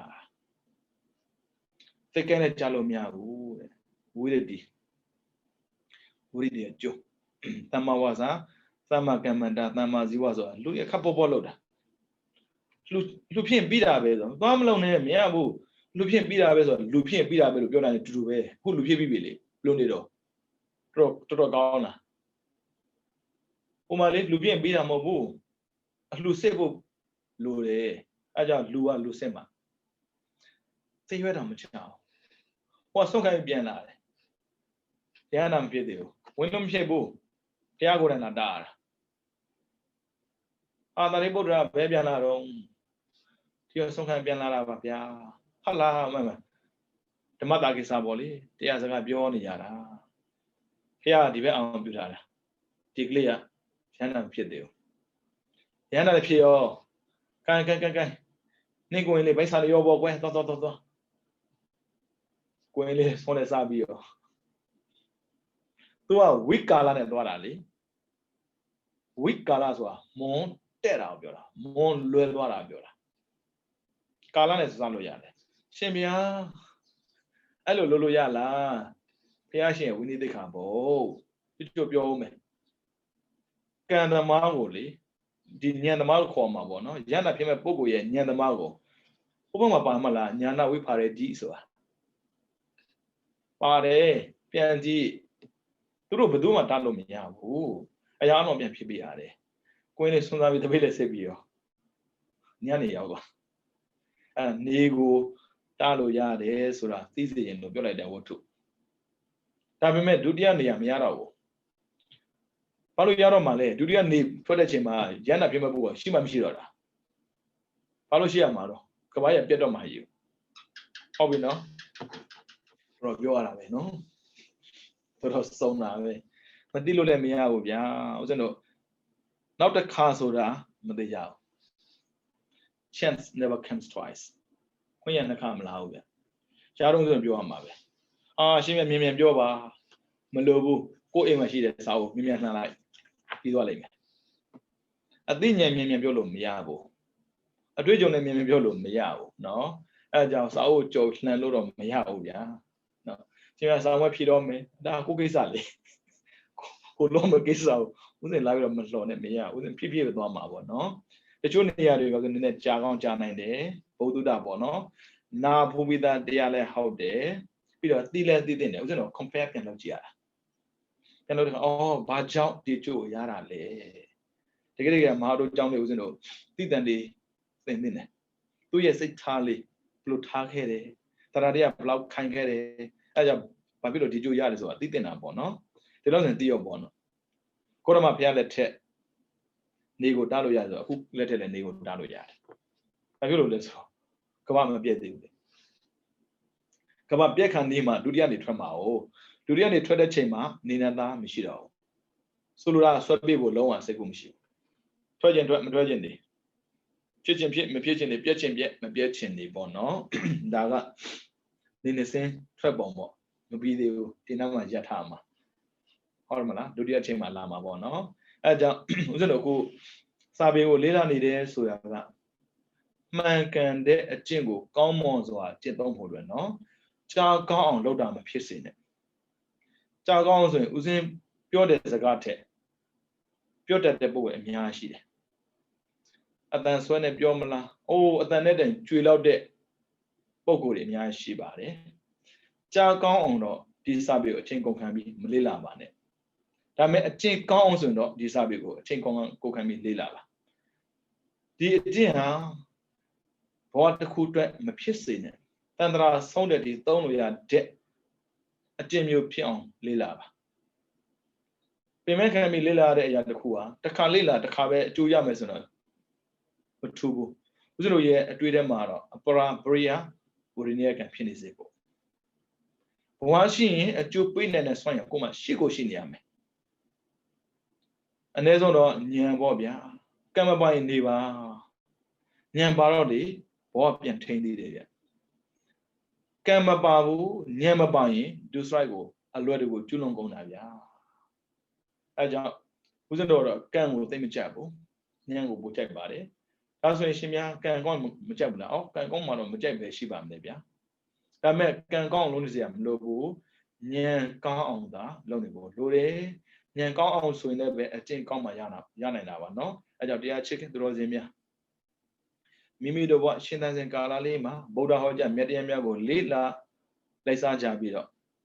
မှန်ကန်ကောင်းမွန်စွာကျင့်သုံးနိုင်ကြပါစေကျင့်သုံးတဲ့အတိုင်းလည်းပဲသစ္စာလေးပါးကိုသိရှိပြီးခေယအရိယဆရှိတဲ့သူတော်ကောင်းများမျက်မှောက်ပြုဖြစ်တဲ့နိဗ္ဗာန်ကိုလင်းမြန်စွာ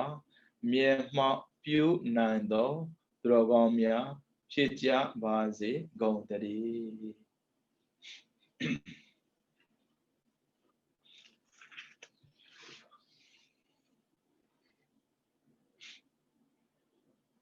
ဗုဒ္ဓသာသနာစီရန်တေတတုဗုဒ္ဓသာသနာစီရန်တေတတုဗုဒ္ဓသာသနာစီရန်တေတတုသာဓုသာဓုသာဓု